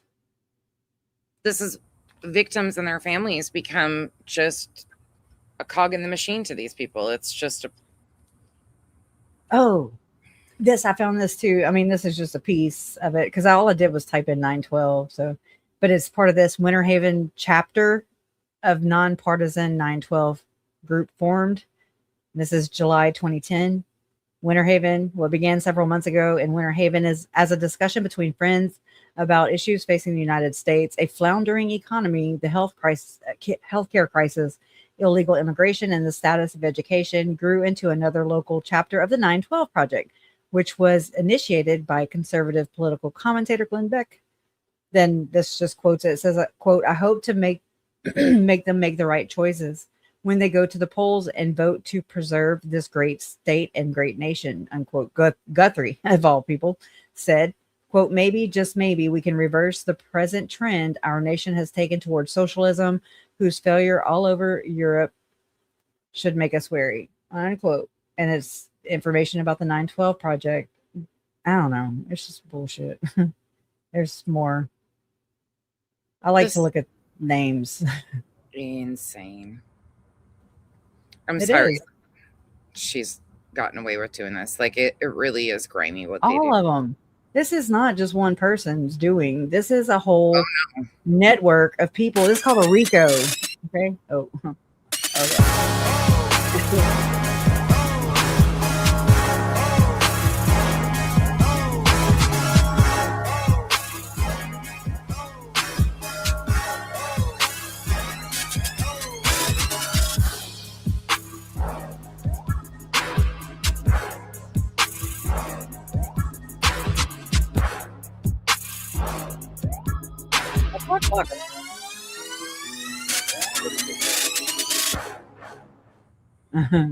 All of them. That's wild. I don't have enough film, enough recording space to put all of them. I'm telling you, they are wild. And I mean, they're extra. They just continue and continue, but they go undetected, and that works in their favor. And I just kind of want to learn, like I'm learning myself, like how to even detect them. And I mean, to even have the balls to even speak up about it, because people look at you weird.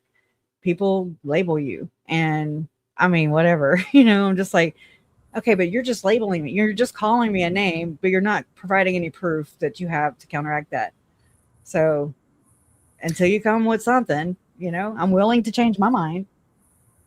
The thing about it is the truth is hard for a lot of people, and they don't want to acknowledge it's a lot. This is a lot to process, and you didn't ask for this. You were brought into this because of horrific crimes, and having to reconcile what had happened and who's connected. And once you start looking at it, you can't unsee it. It's just factually. No, I feel like I would be smiting Tylee, JJ, Charles, Tammy, Joe, and every other victim if I looked the other way. Like I can't. My conscience won't let me. Nope. It's Have you watched her coverage on the Robinson hearing? Tricia's? Who? Tricia. Oh yeah, she had Anjanette Levy. I'm like, I was kind of hunching that way anyways, whenever she announced she was having a special guest, and I was like, that could be Anjanette Levy. Law and Crime, your pal doesn't like law and crime. Okay. So I found it kind of odd and a little offensive. I mean, I understand people have to network, but really, Tricia, she ain't network. That's not networking. Okay, to me, that's desperation. Yeah, but are they trying to work an angle with Anjanette, maybe? I think they're working an angle with Tricia for Othram. Oh. Oh. Because she's had Vinny on, and we're just like, what the fuck? What's happening right now? Other way around. I gotcha. Yeah, the Olaf says Tricia lets people call Kresha mentally ill in her chat, and her and her mods just let it happen. Her intentions are clear. It pisses me off. Yep. Yeah. And then she terrible. Huh? Tricia's always been terrible about what she allows to be said about victims and their families. I would say, I mean, if I was running out of life, years, I'm just saying I would start maybe making amends. Is what I'm saying. You're getting kind of up there, Trish. So okay, now I might be stupid at asking this, but Tricia has just been like a surface level thing for me. So the money she gets, because I've heard her say from you guys clipping different things and showing different things, I've heard her say that the money that goes to her channel or her channel belongs to Othram, right? Yep. So who gets the super chats? They go to Othram, and then she gets a paycheck from Othram? Is that how that works? Well, I thought you'd never ask. We don't know. It has to be in the legal name of whomever's on the account. And if Othram bought Websleuths, like they appear to have in 2023, at the end of 2023, I believe, David Middleman. Okay. And it's like, I have a video of Andy kind of breaking it down as far as, I mean, I have this video right here on the screen, but I can find this little short real quick, and then it'll kind of, it kind of tells what Total Tree Call is doing. Total Tree Call. Okay. There's Othram Labs. Then there's DNA Solves. It's like an umbrella. Okay. Multi-channel network, MCN or something. So there's Othram Labs. That's the daddy. And then there's DNA Solves. That started in 2019, right when Websleuths started appearing on YouTube. Their YouTube. So Tricia's YouTube appearance started happening in 2019. I'm just pointing that out. And then 2023, at the end of 2023, she's purchased by David Middleman, and that's Authorham. So it like becomes the media arm, if you will, of Authorham. But then they also have Total Tree Call, which if I find this real quick, then I can explain it, or let her explain it way better than I can. Let me bounce to my YouTube studio so I can just show it instead of fumbling through it. That's what I do. Lawn I've got tons of things on how these things work. I mean, okay, here it is. I found it. Law and Crime is owned or founded by Dan Abrams, right? It yeah, Dan Abrams. looks like they're phasing out Websleuths, doesn't it? Sorry, it started again. I believe so. And Dan Abrams, he was a little friendly with David Levitt, in my opinion, with the cannibalism. I got to text you. I'm not going to ask you on here, but I got a question about one. I wonder they're podcasters that they align with. I've got some questions. Yeah, exactly. Like Crime Weekly, Stephanie and the Derek dude. Mm-hmm. They're sponsored by CrimeCon, or actually Red Seed Ventures. Well, which is CrimeCon. Didn't Annie Elise have a podcast through Law and Crime Network? It was called Serial. Seriously, Yeah. Serial. It was Serial. Yeah. Yep. It was a big old hit. I mean, I don't know her from that time. I'm just now realizing that that's what. Yeah. Yeah. Well, she pushed The Sound of Freedom, is why that one. She did. Yeah. And she got crazy. Remember when we were looking at her numbers with that shit? We were like, wait a second here. Hold on. And that's when I was looking at Mike King and Chris McDonough.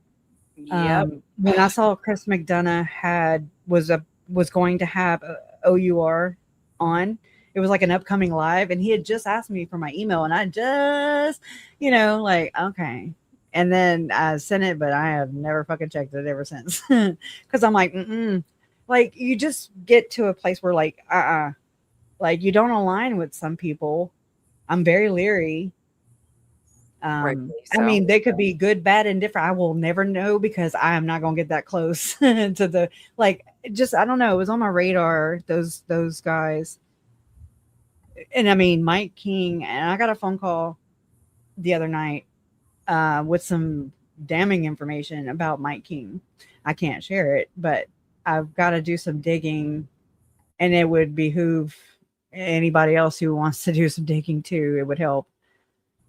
To where I could maybe share that information somewhat. His alignment with the Children's Justice Center has always bothered me. The church donating money to them each year, as well as him having access to the fucking tunnels with the FLDS. Then you got Lauren with her fluffy fucking puffy sleeves, okay, with the FLDS. You got Dr. Christine, who was writing about my family's case, talking about the beliefs of the Daybells. And I remember just being like, that's some bullshit right there, way back then. And I want to say she was from, I don't know, I haven't vetted this out or confirmed my memory even to know if she did that on behalf, or I remember her using the credentials for University of Arizona, anyways, I just have to kind of confirm some things. But I mean, as far as I remember, Dr. Christine was kind of with a cult leader too at one point, allegedly. And I'm thinking, how are you? So now you're on the up and up. I mean, that's great. I love, redemption stories. I do. But I also, there's nobody really checking things around there, the FLDS area. If you ask me. Then you have where Joe Schmo, had, what's his name on from Mike. He's always down there in the FLDS. Oh my God, he's got the 70s mustache. He was on Hard Copy. Mike. I don't know. Anyways, while we figure that out, I'm going to play this. It's 2.5 minutes. But this is Andy. I know you can't see it very well, but it's like they're phasing out Websleuths, doesn't it? To me, this looks like the next iteration of Websleuths. I mean, how tone deaf is Authorham?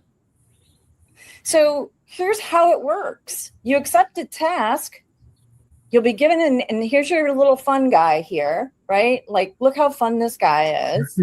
He's a little white dude with a little looks like he has I guess MK for Ultra. tree police. Look, it kind of looks like he's got spirals on his eyes. Anyways. Do the research. Go online, do all of this shit. Then all this shit for free, right? Go online, do all this shit for free for us. Then submit your findings. We'll guide you on what's needed. Who exactly will guide you? Get paid. Your work is reviewed and approved. You get paid instantly for every verified task. Well, how much? Right? Let you earn money. I mean, think about this. This company that gets multiples of millions of dollars from the federal government, that is a for-profit company that has already acquired Websleuths database, who has already expanded to the spit and spooge and the DNA solves. And now they want to not employ people full time or use people like noteworthy genetic genealogists like C.C. Moore from Parabon Labs, which is a nonprofit, and they want you to come and donate your time to this. To donate your time to this, all in hopes of getting paid something, which you cannot find out without submitting and making an account. And I'm sorry, I'm not going to do that. It's just like Websleuths. This is just like Websleuths. And that's kind of where this feels like this is going, right? People ask, why on earth would people, why would author want to acquire Websleuths? Well, it looks like they're phasing out Websleuths, doesn't it? To me, this looks like the next iteration of Websleuths. I mean, how tone deaf is authoring? Like a circle. But that's her, she thinks that, and it does. It looks like it could be another iteration. Yeah, this one's interesting. These are some that I'm making from my what do you call them? I use these Google LM notebooks, and I mean, it's so helpful. I just put all those sources in, and then it starts generating shit. And I'm like, let me refresh it. It is so helpful, like putting all this shit into words. Like I haven't had the words even, I mean, that's tough. It's like got your tongue. Although it sources a bunch of different things for you to. Yeah, it does. You can have up to 300 sources. What is that called? What's the program you're called, using? Let's see, Google. Well, this is the Notebook LM, and it's Google. Like I can save my conversations and stuff from Gemini. Oh, that's there. cool. You can upload documents. You can even put in channel links. Video links. Like I had so many of Tricia's channel links uploaded, and then she privated them, and they went away. And I was like, motherfucker! If not, I'd have sat there and transcribed them, every one of them. I would have. I have somebody run out of bandwidth, man. I have a whole dedicated channel to using AI to do my videos, and some of them are so bad. Like it's are so bad. It's so funny. I mean, that's crazy. Look at that though. The sources. That's cool. Well, no, these are my notebooks. That's a lot of notebooks. But because I'm like, well, I want this angle. And then I'm like, well, but I don't want it to be polluted by that angle, or I want it to factor in a lot of shit. But anyway, so that's where these come from. And I just try and make them in their MP3s. They make videos too. Where's the one I just had? Damn it. I lost it. Oh, here. Okay. I want you to hear it. And so far in my community, they have given good feedback on it. So Picture a true appreciate it. crime Helped convention me. for a second. You probably imagine, you know, a sprawling Las Vegas convention center packed with thousands of fans. Right. People who are just deeply invested in like seeking justice and supporting victims' families. Exactly. Yeah. And under those bright casino lights, it all looks incredibly polished and empowering. But imagine stepping away from that main Thank you. stage. Just kind of wandering off the path. Yeah.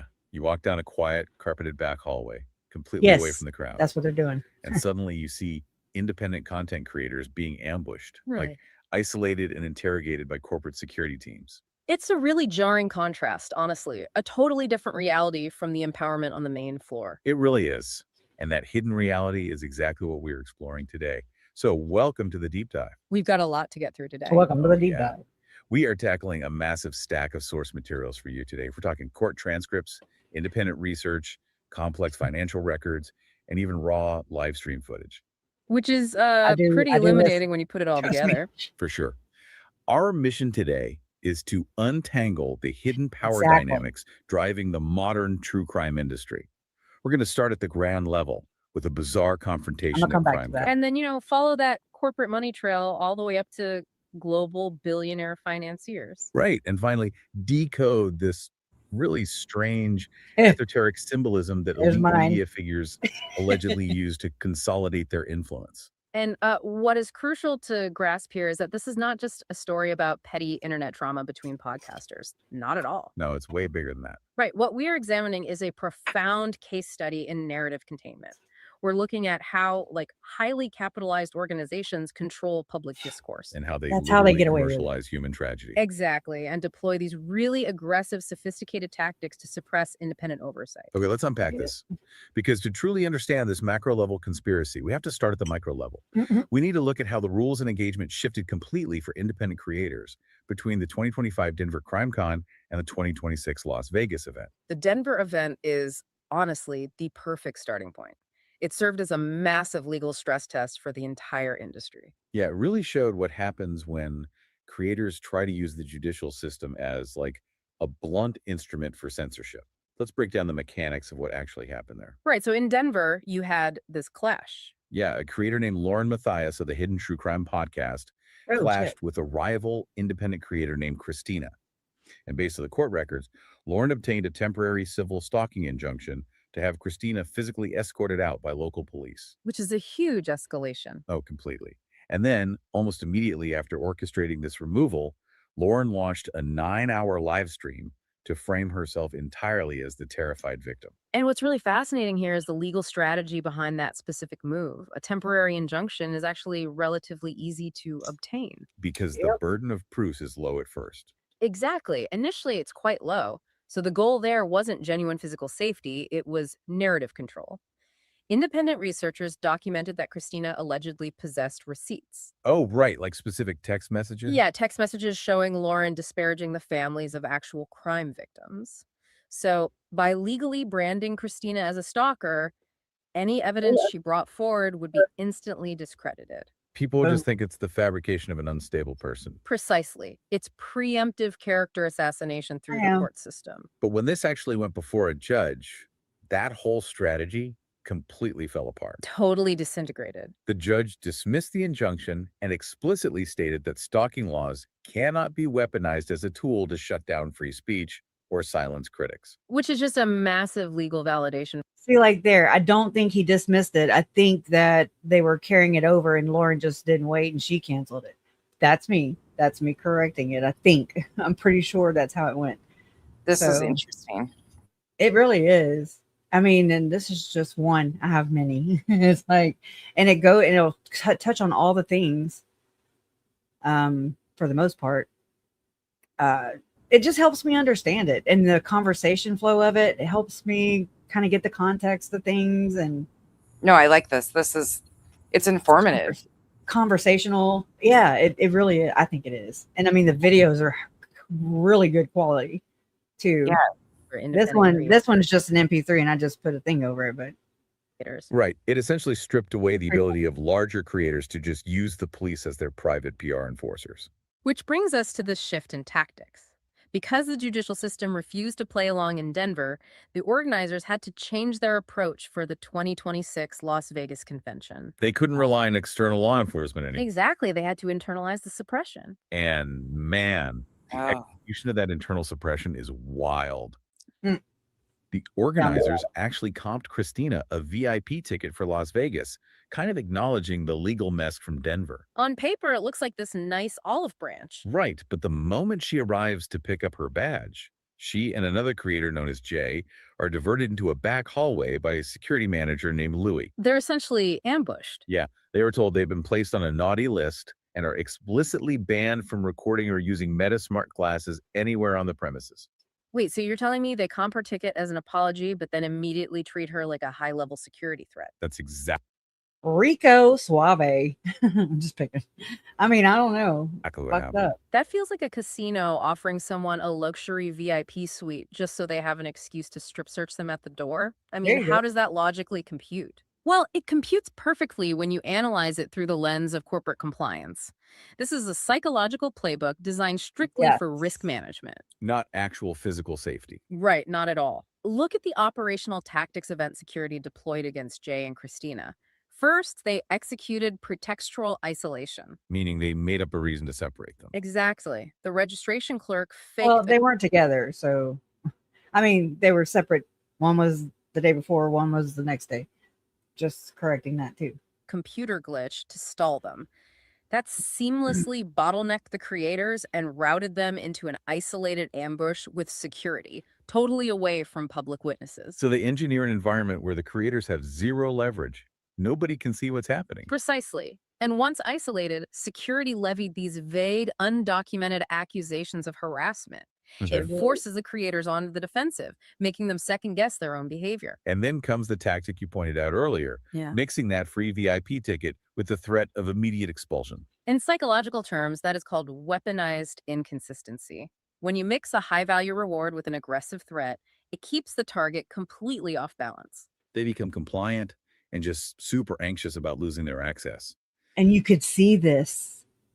I could see this in Christina immediately, right? And then I witnessed it in Jay too afterwards. Like it's like it weighed heavy on her. She was processing it. You could tell. Like you could just feel it. And it's so psychological, fucked with their heads, you know. And I mean, Christina already has trauma tied to this shit. It was, I'm sure that Lauren and Tricia and friends were just loving it, and that pisses me the fuck off even But more. the hypocrisy is what really stands out when you look at the raw footage from these events. Oh, the double standard is glaring. Yeah, independent creators are being pulled into back rooms, yet legacy creators operate with total impunity.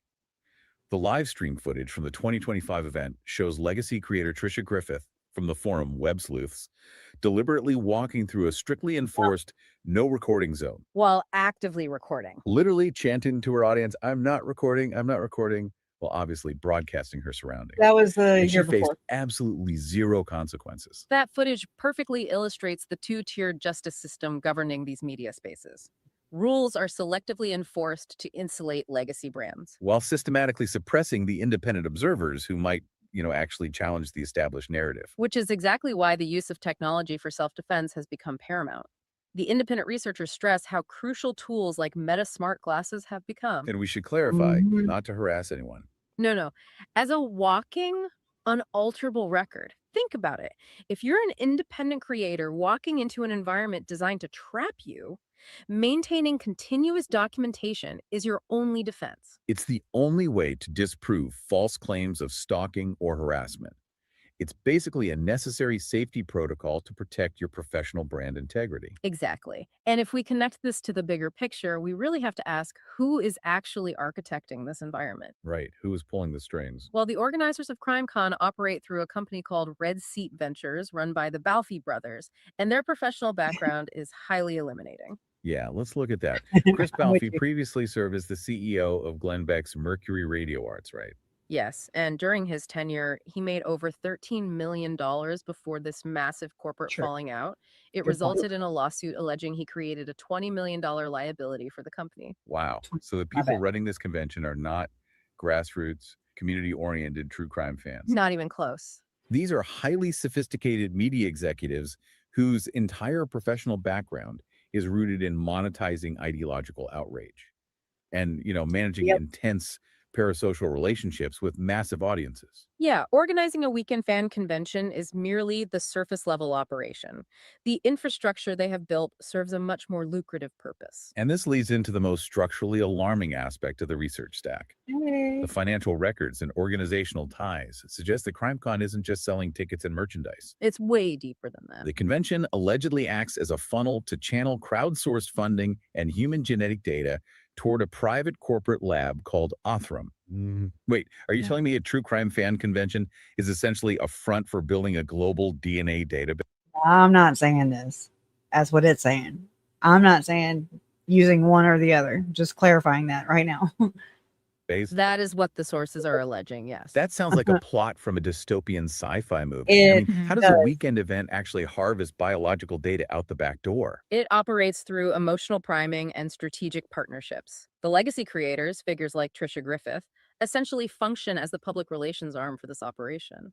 So they use their platforms to push this. Right. During their advocacy panels, they leverage the immense emotional weight of high-profile unsolved tragedies. Yep. This generates intense public demand for advanced surveillance and genetic testing technology. Because the attendees feel this deep parasocial connection to the victims. Yes. So they are encouraged to crowdsource. Yeah, it's a crowdsourcing and people get to feel like they're taking part in it. It's really fucked up. Okay. Data collection. Yeah, it's data harvesting, data collection. Yes. Scraping it. Using free or close to free labor because you don't know how much you're making at Total Tree Call to do their legwork. I mean, come on, So I'm just saying it's a great company, but where there's good, there's also bad. Okay. They don't push the bad or the things that could be negative or that affect us negatively. And the way it's going, they're just ramrodding straight on through. They're using, DNA case law from like Koberger. And you've got they've got victim family members wrapped up in that shit, like Stacey Chapin, she's bought into Othram or something like that. I don't know, invested. And it's just like, oh my God. Then you have look at John Ramsey. Did you look, I'm about to connect something for you. I don't know if you've heard it. But Kevin Balfe filed a petition in the John Benet Ramsey case. Okay, so CrimeCon rep files petition to change.org to obtain DNA samples on behalf of Othram. Wait, what? Like, isn't that the Red Seat Ventures guy? Yeah, Red Seat Ventures, CrimeCon CrimeCon bought it, but they run it. And so here you have Kevin Balfe, one of the Balfe brothers, filing a petition in the John Benet Ramsey case back in 2022. This is whenever they were parading John Ramsey around big time and wanting to get their hands on the DNA from Boulder County Sheriff. Okay. Well, so this is a bing bong that Jay brought to my attention by reviewing John Ramsey's interview with Chris McDonough recently, where they mentioned Steve Ainsworth. Steve Ainsworth is law enforcement liaison for Othram. And he was also an investigator in the John Benet Ramsey case for the Boulder County Sheriff's Office. And I'm like, okay, this is some weird shit. There's some really weird shit. Then you have Tricia, who's bought out by Othram. And then she is what I believe is obsessed with John Benet Ramsey and John Ramsey. It's like, I don't know. There's too many tentacles and I'm uncomfortable until I figure it out, till I iron all this shit out. So you've got all these really thick connections right here. And it's like a cluster. And I don't know what to do with that yet. Nothing, because nobody else they'll never be held accountable if it's anything wrong. So I'm just like, okay, exposure. That's my game. Exposure. But, and just to kind of figure these things out, because not many people are digging into authoring, maybe starting to, myself included. I never wanted to learn about DNA. This is just, I've had to learn so many different fucking things. I'm just like, oh, but I mean, here I am learning about DNA and stuff. And I mean, it does affect our, like if your sixth cousin goes and donates or buys a kit, okay, 23andMe or Autham's kits or whatever, and does it through Ancestry or whatever. No, they say they don't use it. But I mean, anyways, again, when you donate or when you take these tests, you're basically ratting out your family, like all of us who don't know cousin Sally, who's our sixth cousin, ninth cousin, whatever. But because she's, doing a good thing in her mind or wanting to find out her ancestry or whatever her reasons are, it's kind of trapping us in a way. It's like getting our information, our DNA makeup without our consent or permission. And it feels very invasive, very vile. It's a violation, okay, of human rights, in my opinion. They're bypassing the FBI CODA system because you have to, have a significant criminal, whatever, in order to get into their system. But this one is a for-profit, but it's also it has arms like Total Recall. It has arms like DNA Solves and like Tricia that appear to be this little quirky old lady, old bat in a cowboy hat. And I mean, she's entertaining in that sense. Okay. You don't suspect the little old lady, but they're not being all the way truthful, in my opinion. They're just plowing you with, oh my God, we get to solve this murder. And they do cherry pick those cases, by the way, I believe. I'm not the only one that believes that. The ones that are going to be in the headlines, like John Benet Ramsey would have been probably one of those. But they do that it's just strategic. I don't like it. It's a multi-billion-dollar corporation that is a for-profit company, not a nonprofit. So when you donate, it's not going to a nonprofit organization that's a write-off or anything like that.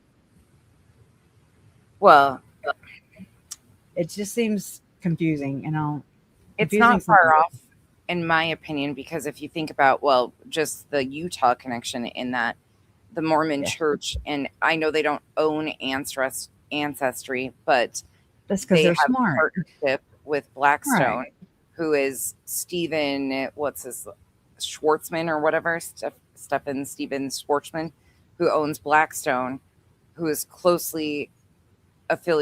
really closely affiliated with Trump.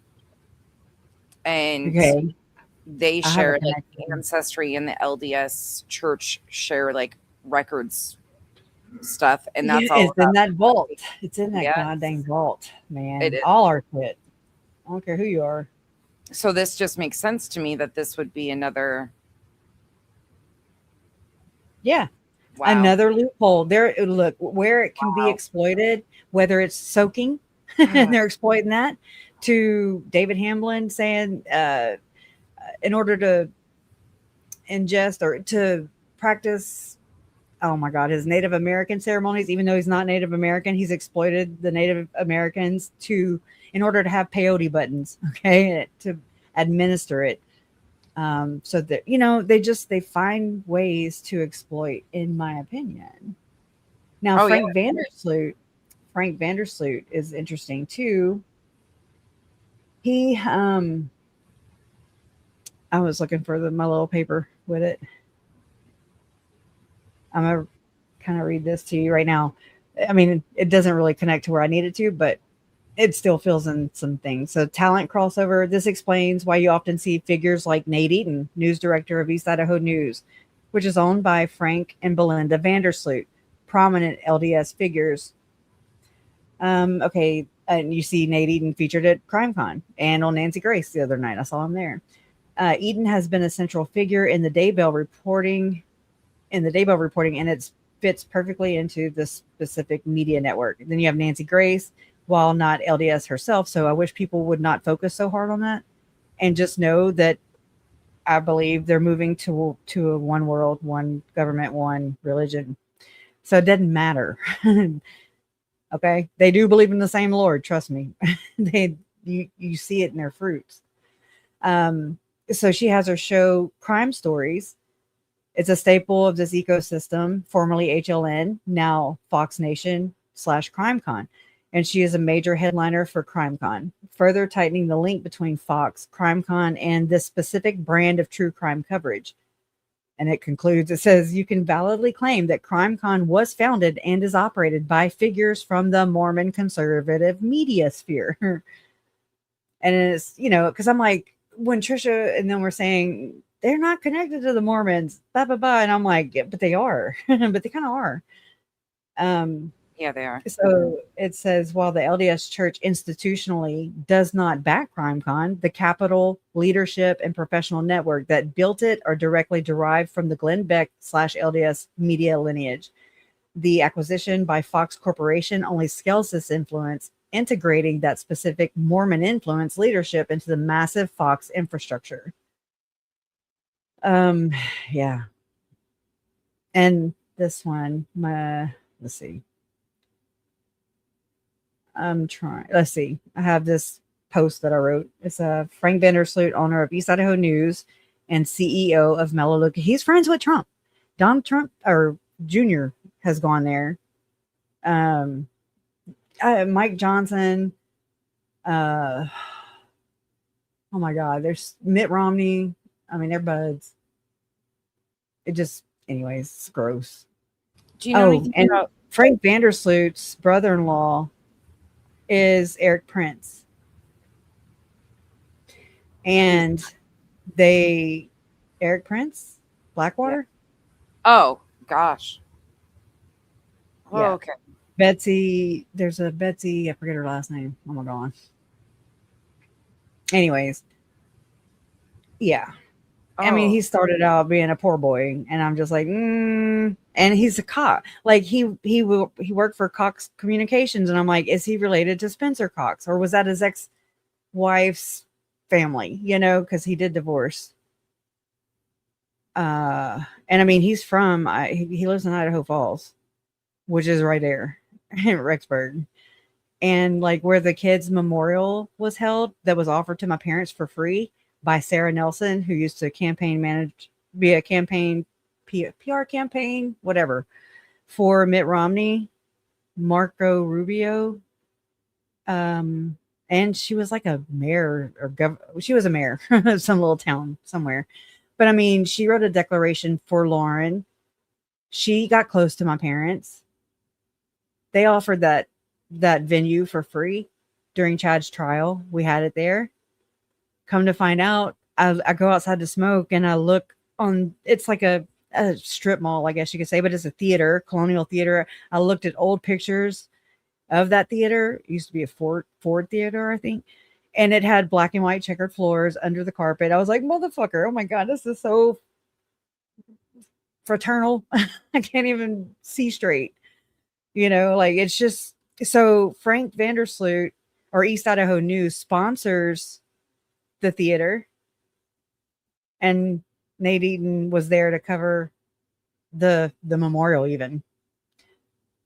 And I'm just like, so I go outside and smoke. I look in the window, and it says that the upgrades, the renovations were provided by Lockheed Martin. And I'm like, well, motherfucker, goddamn. Oh, God. And so, John Ramsey, like it just, blah, blah, blah. I hate that song. I want to be a billionaire so freaking bad. You should be ashamed of yourself.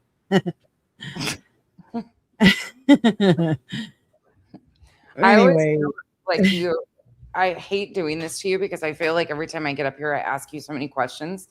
Because my brain it's trying to process all of these. There's so much in all of this off of Tricia and Othram and Lauren. Off of tragedy is what it is. That's the common denominator there. It's at the heart of everything. You know, I mean, this is where my research started, you know, just the Rexburg filter.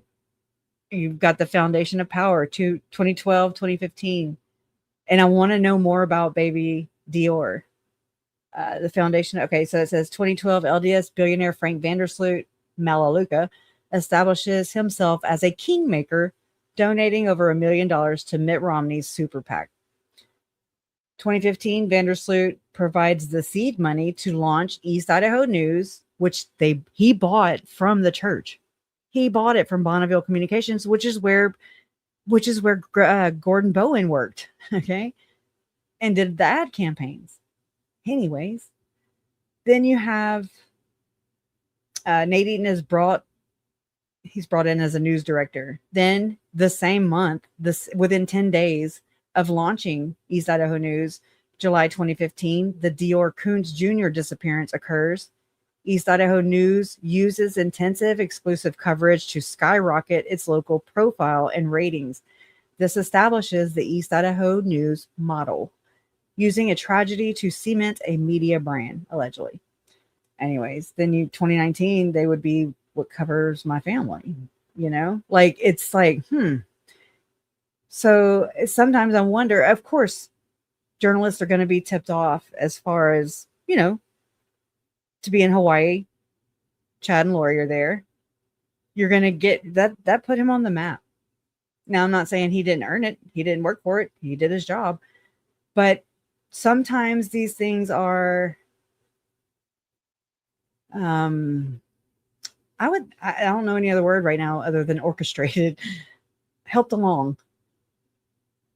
You know, I mean, look, now there's East Idaho News YouTube channel. There's the business. There's also, and which Nate owns half of it now. Then you have Meeting the Eatons YouTube channel. Then you have Courtroom Insider that just started his own channel. I mean, it's just like, dang, you know, it's all born on the blood, from the blood. Sorry, I'm stuffing my face over here because I forgot. Oh, you go, girl. So I'm trying not to chew in anybody's ear. So I'm listening. So it says, can you claim Mormons back CrimeCon? Yes, but precision and how you word it is key to making the claim bulletproof against critics. It says, if you say the Mormon Church backs CrimeCon, people will successfully debunk it by pointing out that there's no official LDS institutional funding or sponsorship. However, you can and should claim that CrimeCon is driven by a shared ecosystem, heavily populated and influenced by LDS adjacent media figures. The most accurate way to phrase this claim is CrimeCon operates within a shared media and financial ecosystem built by the architects of Mormon conservative media, utilizing the same corporate networks and operational blueprints. And it just says, you know, why it's unshakable. It says the talent pipeline is the corporate marriage between Red Seed Ventures, Fox, and former Beck execs. Explains the seamless talent crossover you see at these events. It explains why figures embedded in the LDS conservative media sphere, like Nate Eaton, whose outlet is backed by prominent LDS billionaire Frank Vandersloot, are elevated as featured experts at CrimeCon. Then you have the shared strategy, which is the Balfe brothers learned how to monetize highly passionate, specific demographics, us women, while working for Beck. They are utilizing that same structural approach to monetize the true crime entertainment industry. And it says you have successfully connected the dots between the execs who learned how to build a profitable media. I'm starting to fuck up. Profitable media ecosystems under a prominent LDS figure and how they deployed that exact structure to monetize true crime. Crazy. Oh, and this little girl, yeah. Mike Levitt. Oh, yeah. That's some good shit. I could just read y'all all day. But Boy Scouts of America ties in with Frank Vandersloot too. So the billionaire Frank Vandersloot allegedly, according to Adam Steed, the whistleblower for Boy Scouts of America abuse, rented billboards costing approximately $100,000, propaganda, spinning the story, to assert that these incidents were merely isolated events. These just happen. These don't ever happen. It's nothing to do with the church. The situation, in my view, represents a cult. We do not endorse or teach concepts such as the 144,000 or the Church of the Firstborn, yet consider the number of temple attending Mormons who encountered Chad and Lori and their associates without even noticing Tammy. It is possible that individuals may offer comfort to affected families. What am I reading? I don't know. This might be just a letter to somebody. The Boy Scout incident was gravely inappropriate. Frank was not upset by the post-publication of the story, but he disagreed with their methodology. He's like sued reporters. Okay, he could sue me right now. Consequently, he utilized his monthly community page. News advertisement in the Post-Register newspaper to criticize that publication. He even engaged a law firm to conduct comprehensive research into that story. Okay. Trying heavily to control that. What? The Boy Scouts of America stuff. The word, yeah. Like he was mad because he said people, like there's a news story of Nate Eaton interviewing Frank Vandersloot from a long time ago. And it's like from a whole different news station. And it's like, what the fuck's going on here, really? What is going on? It's weird. Some weird shit, man. But he's like admitting that he didn't like what the whistleblowers were saying. He didn't like what Adam Steed was saying. He said his people in his church were being accused of that, people in his community. And so he decided to pull that ad and go against it, counter narrative, and it explains everything. That tells me exactly what East Idaho News is about. Some people are really good at it. Absolutely. And I mean, when you really look at the main, there's like 6 people that own the news organizations all over the world. So, I mean, I don't know. I'm not saying everybody's involved. I'm just saying they have to follow orders. I know that Adam Herbetz is not at Fox 13 anymore. Why? I don't know. I just remember Mom telling me that he emailed her or texted her or something telling her that he was not going to be there anymore, and just basically his number and everything so she could follow him wherever he's going. I haven't checked back up on that. That's interesting. Didn't it? I mean, holy shit. It's like these people are really about controlling the narrative. Hardcore. So, how was Justin Lund to you guys, if you don't mind me asking? He was wonderful. He was fucking amazing. He didn't, like, I can only speak on, my behalf, but I know that my mom and Larry love him too. He wasn't, he knew boundaries. He wasn't like invasive. None of that. And I mean, like, Nate Eaton got the tip to go to Hawaii, and then he texts, I listened to Justin Lum, Eric, oh my God, I can't think of his name. Anyways, it was like 4 journalists or whatever on the Daybell case, Adam Herbetz, Eric, whatever, Nate, and Justin. And they were talking about, just a story, basically. And Nate had sent Justin Lum like some palm tree emojis or something. Basically, like, I'm going to get them in Hawaii. I'm going to get Lori and Chad in Hawaii. That's interesting. I screw up the stories sometimes, man. Justin always very respectful, and I love his reporting. He's local, of course, to me now, but I'm glad. he seems to get it. There's something about him that seems to get a bigger picture of stuff. His reporting says a lot. He reports, like, I come to realize that he reports a regular news beat, you know, like he's got the whatever clock news is all day, every day. He doesn't just focus on one, you know, I mean, basically that's really what East Idaho News, they don't have, like, I don't know, news, what do you call it, segments, I guess, every day. They don't have that. So they just focus on some stories, you know, certain stories. Yeah. And I mean, again, you know, it's like kind of like I feel with the investigators, how half of me, I'm grateful. The other half knows that Nate never asked me anything. He never asked for my opinion on anything. Neither did Lauren. So, and I've heard him quite a few times, you know, say, "Oh, I would love to talk to the family, anybody in the family or friends or anybody that knew him. I want to talk to everybody." No, you're a fucking liar. Because you're not. You don't. Yeah.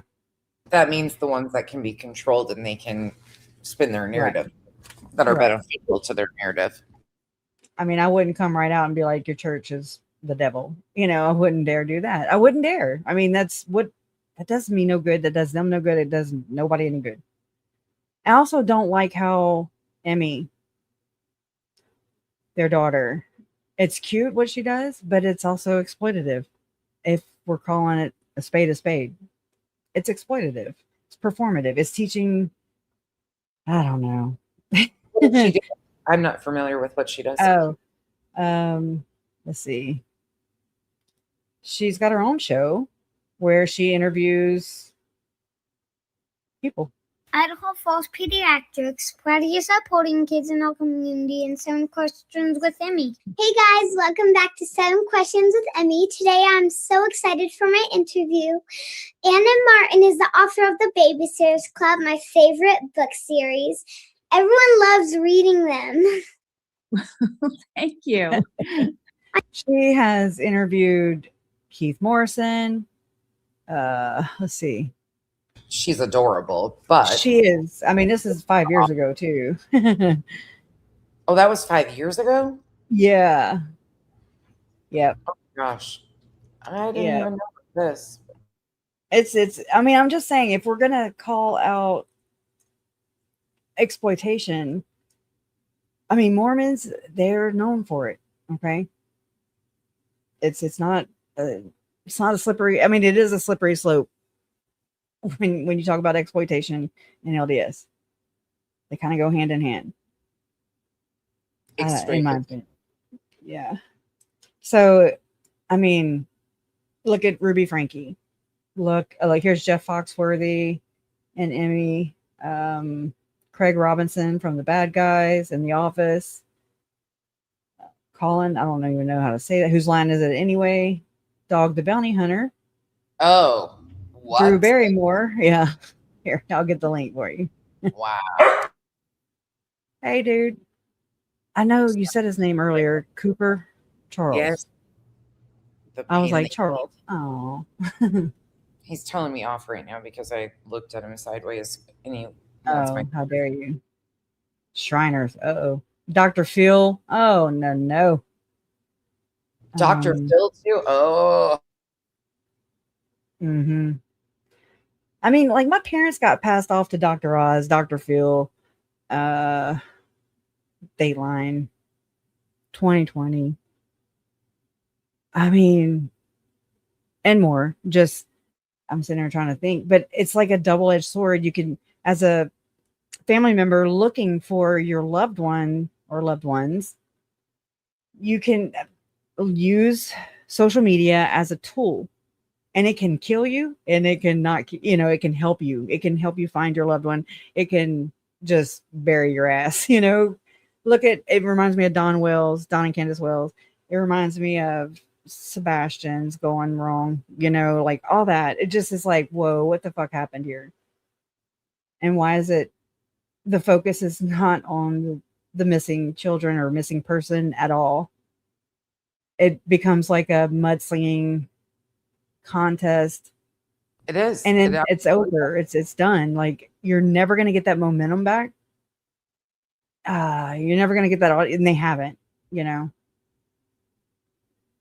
But in each one of those cases that you mentioned, they're connected to somebody else that's extremely problematic that we see is involved with some of these bigger, in my opinion, playbook type situations that happen. I mean, same bad actors, the MLM, what do you call it? The evangelist. Evangelism, yeah. The evangelist. What's the MLM? I'm like, that really does make sense. And that's how that works. MLM. Oh, wow. Court jester. Wow. They said Stacy Chapin's maiden name is Wells. Dawn is from Utah. Utah.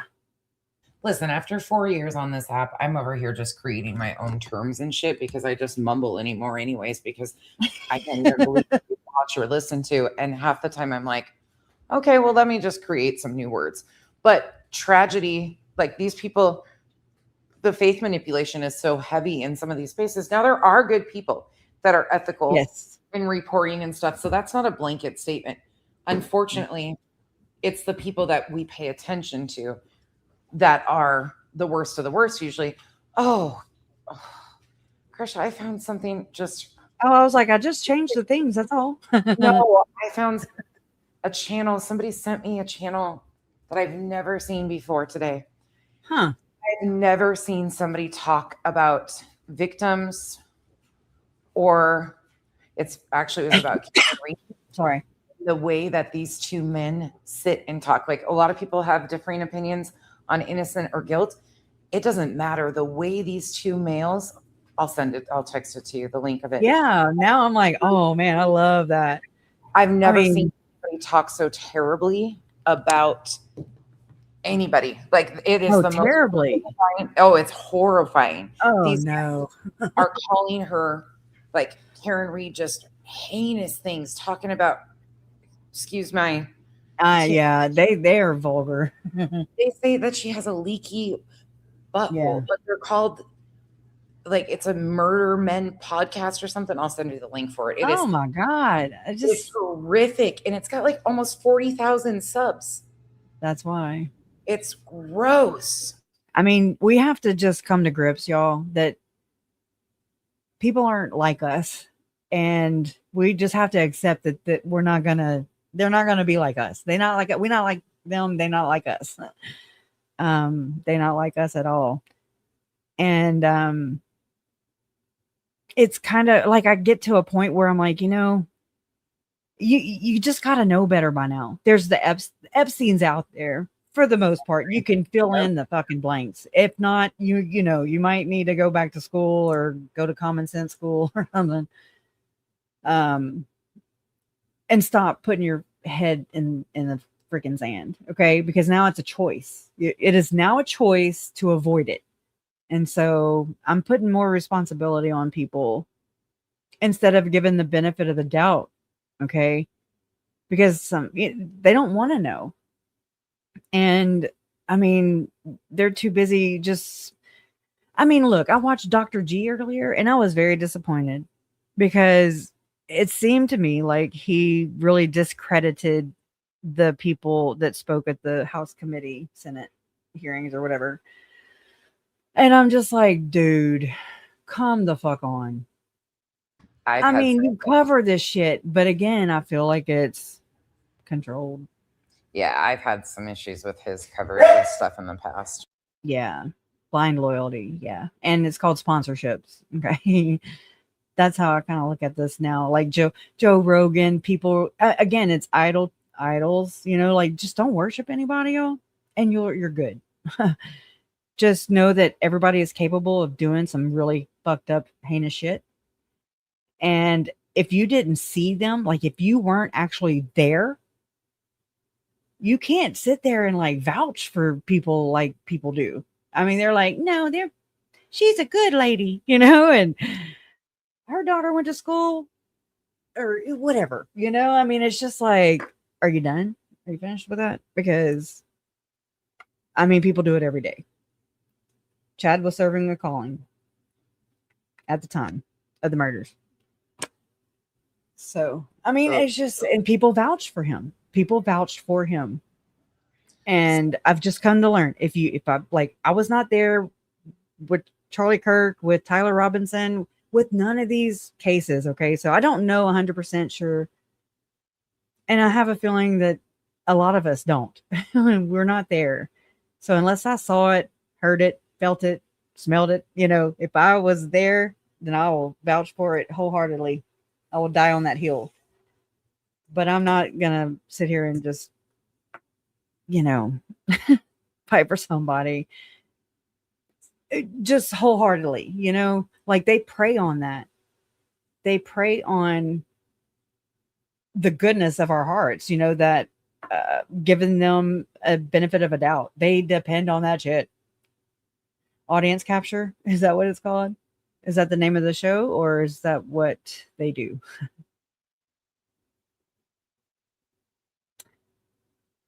Dishes. Ugh. Well.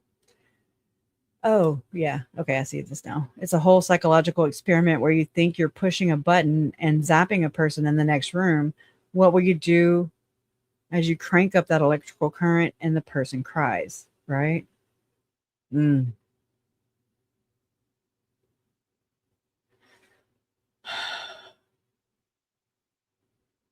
man. I don't... Being raised Jehovah... I can't believe that, Lamisa. Just whenever I hear you say that, I'm like, no. But yeah, I've been watching a few more Jehovah Witness or ex-Jehovah Witness creators. I mean, they're all, again, I think they're all in the same club anyways. And that's just one massive net where they're able to really control a large group of people. And, and it's just like politics. Blech. I think they're invented just to create more division. Yep. Absolutely. And they play on our emotions. And I wonder sometimes if, like, a lot of these cases, especially the ones that do make it in high profile status, I have a theory or just a question. I want to know if the ones that do make it aren't just because it's the blonde hair, blue eyes, white, girl or whatever. I sometimes think that these are occult crimes and they push them to exploit them, to make money off of them, to drive that narrative, to do exactly what they're doing, to just crank them out. Keep it controlled, keep a cap on it. Yes. Yep. I think there's multiple, like, the psychology of it all is really interesting to me. Yeah, it is. It's fucked up. Things. It is fucked up. It is. And then they like to isolate them and act like one doesn't have to do with the, look at Jody, Ruby, Tim, David Hamblin, David Levitt, blah, blah, blah, all the people. Same movement, different times of exposure. And then they just keep a can on it. That's why they don't like us to connect things, right? Then I become a conspiracy theorist. And I'm like, what? Why? Because this person knows that person? And they're have business dealings? What the fuck? How's that make me, Anyways. I told you the last time we talked that sometimes I sit and go, am I the crazy one? Am I the crazy one? Like, is it me? Because yes, it's important. Ask them not connect this. I know. How many? I mean, does everybody do that, or is it just us? Because I've asked Jason. I'm like, dude, please. Kick me, okay? I feel, and I think it's designed that way. Like you feel like you are the crazy one, but you're just like drenched, or like you're diving in their waters, and it's nothing but batshit crazy. It's not meant to make sense. It's meant to make you look crazy. It's meant to make Charles, my uncle, look like he was the one doing the things because he was reacting to it and he was trying to explain the fucked upness, you know? And I'm like, oh my God, I spent how it's such a helpless feeling. 20 I plus can't years of imagine. my life trying to explain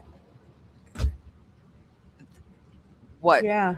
like that whole casting demons out of somebody and shit like that, like trying to make sense of that. So I get I'm that. so Like, sorry. no. I'm actually thankful.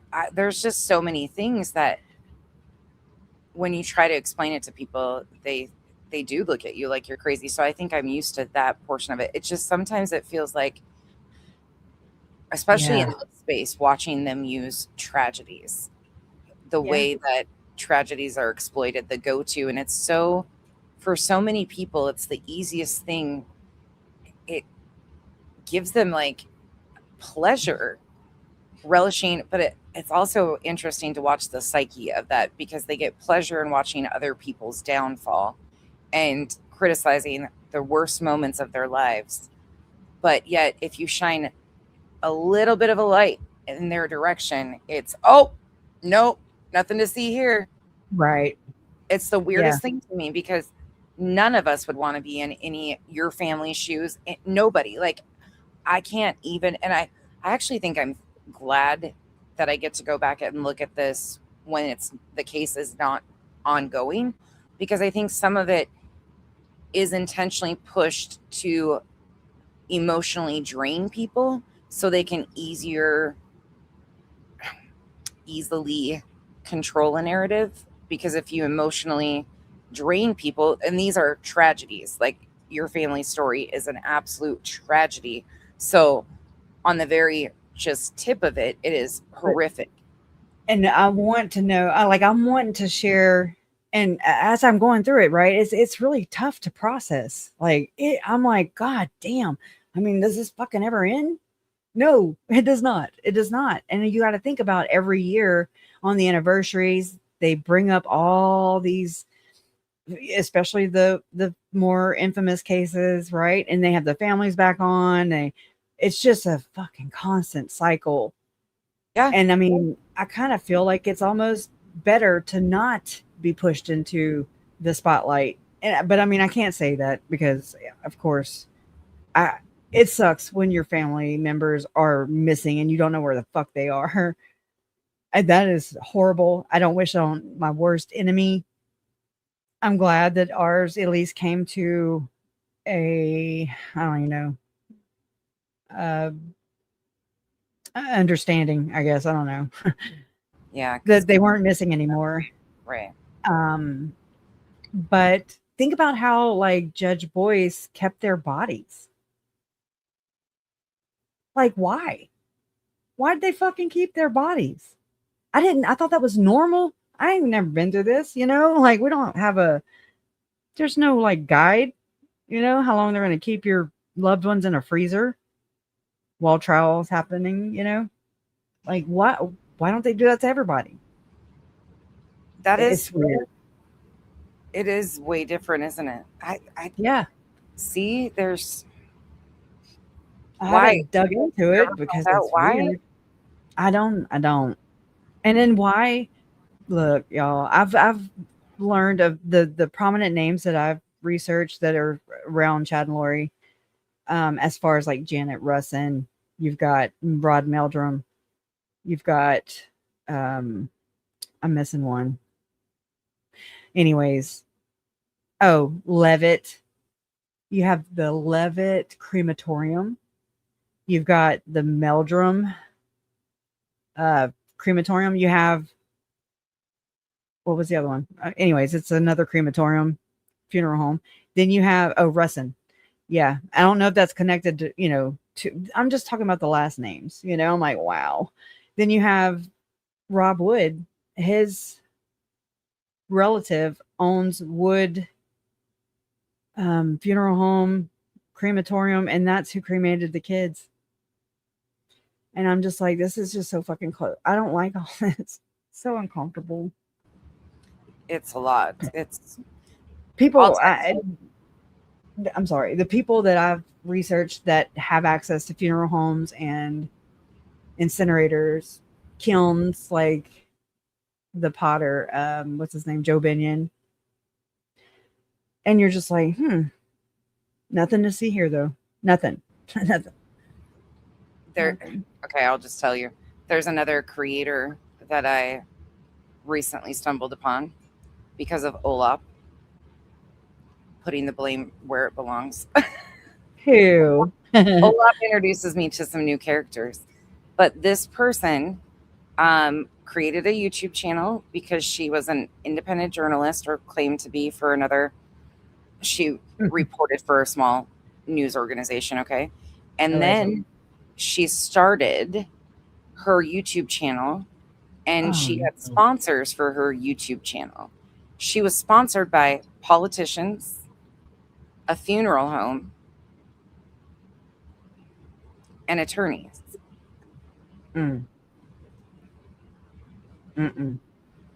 Why would those people want to sponsor a true crime Karen Reed associated podcast? I mean, it was just very like, it's because if it strikes you odd, then follow it. Okay. I was just like, what the hell? When I went back, because I'm nosy, so Olap got me interested in this person, and I went and dug in, and I went right back to the very first video I could find, because that's what I always do. And sure enough, I'm like, wait a second. You're sponsored by, first of all, why do you need to have sponsors? It's not like this is costing you anything to broadcast on YouTube. Like, okay. But then I've never had one.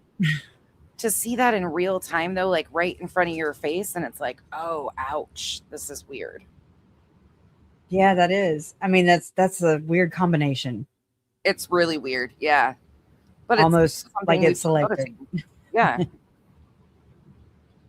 It's crazy. Wild. It's wild. Well, I'm going to get off here. You're not going to be on much longer, are you? No. Okay. I'm hungry. I'm hungry. I know I was like, it's 9:00. I need to eat something. So I finally. It's 11 here. Oh yeah, you're ahead of me. I'll text you tomorrow because I want to ask you some questions. Sure. Hey, fire away. Okay.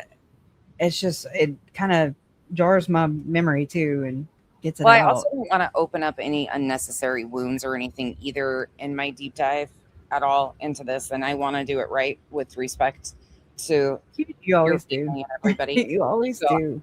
I just want to make sure, and I want to make sure we get the point across of how serious this is. And it is. It's kind of been talked off as drama, and it's not. It's another like like a component, or what do you call it, prong of it. It's like the reason the fallout happened was to suppress the texts.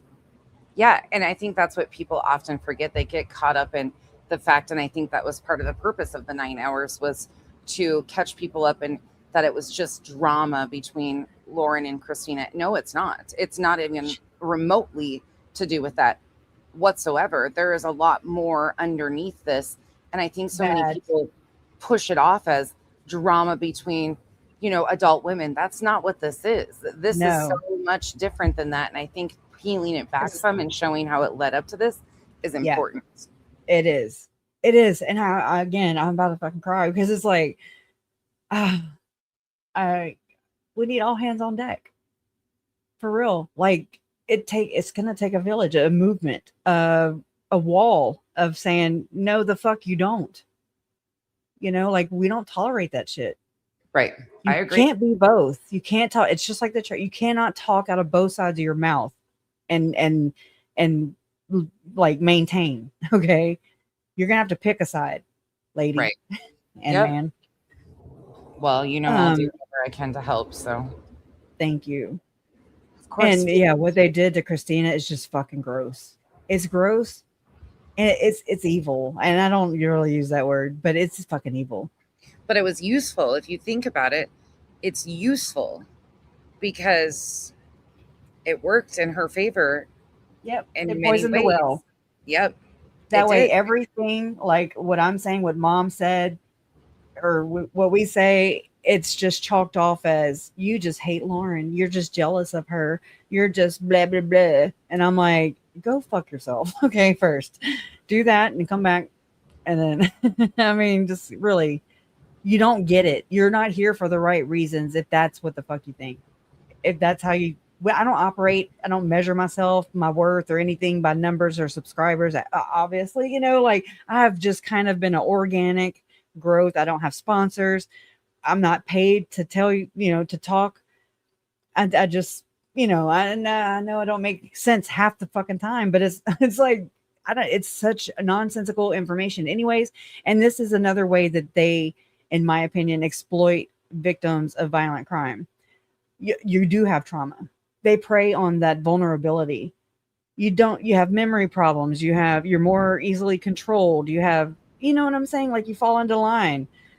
That's why it's just so important for people to know, because it's part of the plan, in my opinion. It's part of the playbook and of emotionally, financially, exhausting, spiritually, everything. You're exhausted. Yes. So last thing anybody, like your family, for instance, the last thing that they're concerned about when there is sort of a culmination, there will never be a conclusion or anything like that. Like there's always going to be so much going on. But when there's semi-culmination, you are so emotionally, physically, everything, spiritually, like you said, exhausted, that people don't think about turning around and suing these people who have defamed them and ran their families through the mud. You're exhausted. You're tapped out financially. And you're not looking. Right. I'm looking at Chad and Lori and those people that were right there in their circle, in their little knit group or whatever. Right. And so it's like the public at one point in time provided like a buffer, a wall. It provided safety in a sense. Okay. Like it really did. It's like that all these people, this army of people, they stand between me and you, and they're not going to let you get us, and we're not going to let, you know what I mean? Like vice versa. It's a protection. But then there are people preying on you not paying attention to that. I did notice, Lauren, but and I tried calling it out, but I got shut down, and it made me feel like I couldn't even talk to my mom because I'm like, whoa, fuck. She's not safe, you know, like I know all this stuff. I'm learning all this stuff, and I don't have a safe place to go. And Lauren was fine with that. She was fine with triangulating me and my mother, whether she knew it or not. No, she did. That's intentional. That's what we watch them do to all these families. There's an unwritten playbook to this, and once you see it, you cannot unsee it. It is once you experience it, you can't unexperience it. It's a whole nother level of mind screw. I can't even imagine. Because they know what the perpetrators did. They know they're reporting on it, quote unquote. But yet they're doing vile shit and stabbing you in the back and using your family, your story, intertwining themselves in it, becoming the victims themselves, comparing themselves to the victim, calling the victims a bitch. What do you do with that? These are opportunistic people. Yep. Sure. And I'm all about, hey, everybody has to earn a living. Okay. We got to get over that shit. It's not like the economy's booming. Okay. So, I get that, but don't do it at the expense of others, of harming others, of exploiting them, their stories. Everybody has their own story to tell. Yep. Lauren never asked me for my story, but she's sure as hell wrote herself into it, because now she's part of it. Okay. Like I can't get rid of that ass ever, because she has written herself into it. Guess what? It's your turn. And it's time that the army, the movement, stands behind the victims for once. Yeah. And if anything we can do out of this is maybe bring awareness through what has happened to your family as a cautionary tale of this is what could happen. This is what happens. No, it happens every fucking time. I agree. I don't know if the people, family members just aren't aware. Maybe they're not. And I'm not trying to be like, hey, yeah, they're using you. No. If they realize it on their own, I can help them through that. And still I'm coming out of it too. I guess. I don't know.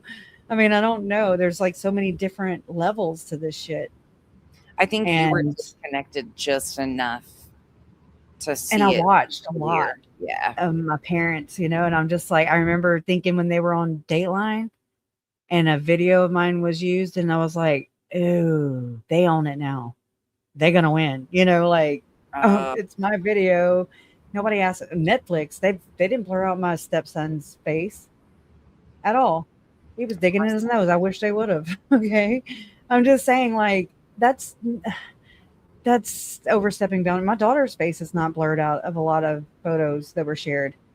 So I mean, these are things that I didn't know to look for then. I didn't really learn about exploitation of children until Ruby and Jody. And then I was like, oh, you know, you have that realization like, oh shit, okay. All right, yeah, that's not good. I learned by others, you know. That's the best way, I think. That's another arm of this with the troubled teen industry. And yes, how they kind of got away with a little bit of that. And there's an angle with that too. That yes, there's so many things to this. That wasn't even fully brought out all the way, in my opinion. And I agree with that person that said SRA. Yes. Whatever. It's generational. It's ritual. And I mean, just like those 16 children that were found, what I see when people are like, she's, you know, the mother. I mean, she was underage, not able to consent, but she married. But then when you're born, it's just like being born into a cult, I would believe, because you think that your world is normal until you start to get to a point where I forget the word. Of course, I forget the word, where you have is it diverse? What am I trying to say? Where you have different people. Diversity. Yeah, I was close, huh? Yeah, I mean, black, white, poor, rich, you know, like just different walks of life. And then you're kind of more balanced, I think. But I think when I was in Utah and Idaho, you know, traveling for the trials and to and fro, I might have seen 4 black people total. Oh, yeah. Yeah. And I was like, okay, that's kind of different. You know, that was very different. I went to a half black, half white school. And I mean, I got along with everybody. Like, I didn't have a crowd, you know, I kind of went to every crowd. And then anyways, you got to remember, in those areas, even the diversity is oftentimes whitewashed. And there you go. It is the footholds of, I mean, the Mormon Church has a massive footholds in Idaho, Utah, lots of land. Speaking of which, Mark Lamb, they're the richest per capita in duet. Have you ever dove into Mark Lamb? Not yet. Oh man, that's he's another LDS affiliated character. Oh yeah, I did. I mean, I've watched a couple news, nothing, you know, just surface level. But right? Oh my God, yes. You got a couple super chats from your ladies. I know, and okay. I did not know. Yeah, I'll bye. No, you're good. Carry on. Okay. What were you gonna tell me? So I wanted to. Oh, I forgot. I was just gonna start reading them, but I didn't know. And so you just reminded me, and I can't believe I didn't realize this. Okay, like my dad passed away in 2022, and his birthday would have been yesterday on the 9th. And then today is my ex-father-in-law's birthday on the 10th. And I did not think about the 11th. Oh my God, this is the first time. Cheryl and Amanda. Oh my God, I feel bad.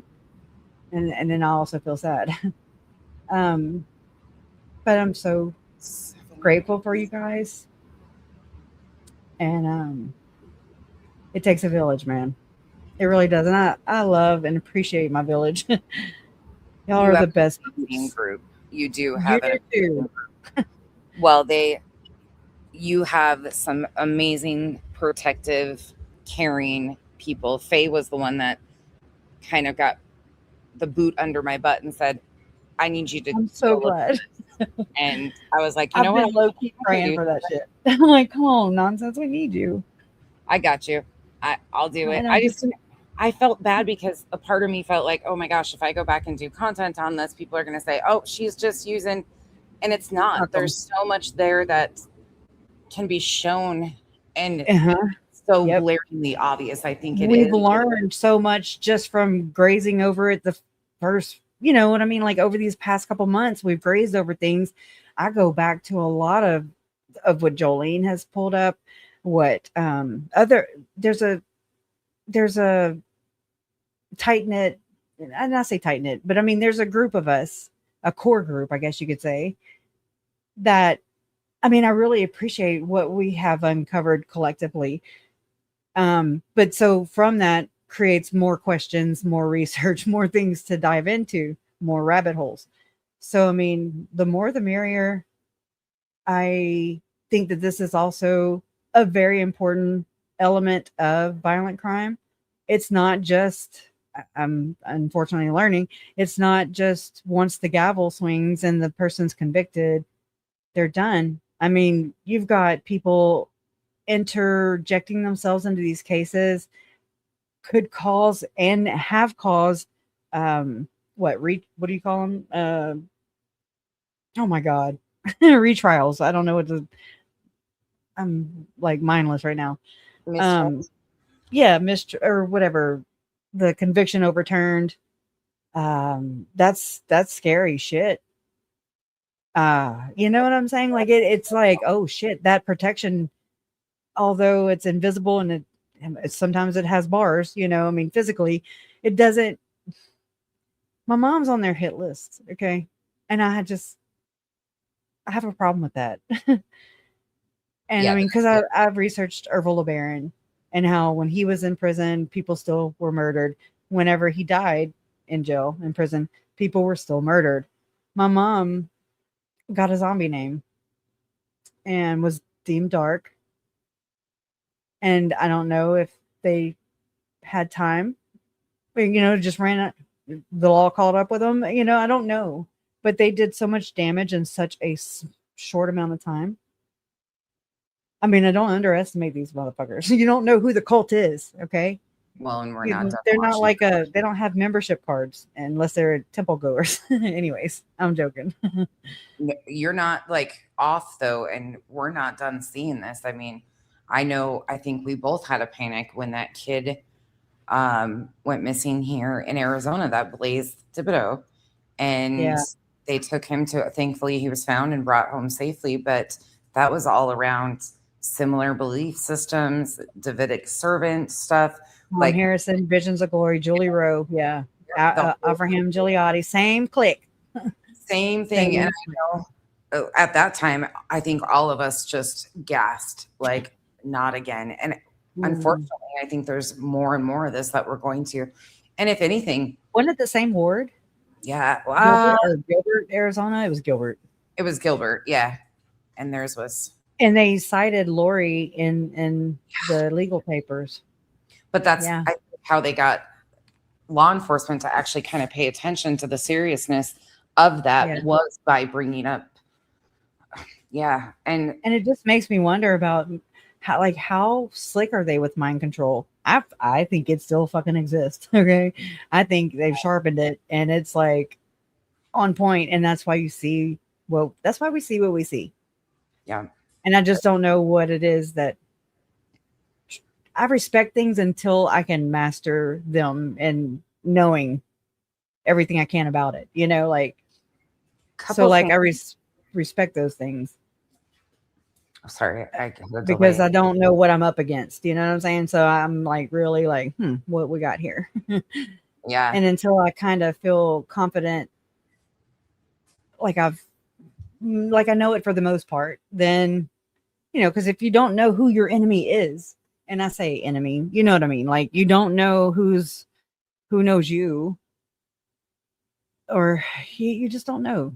You don't know. And these people that were around Chad and Lori, they love to hide behind Jesus.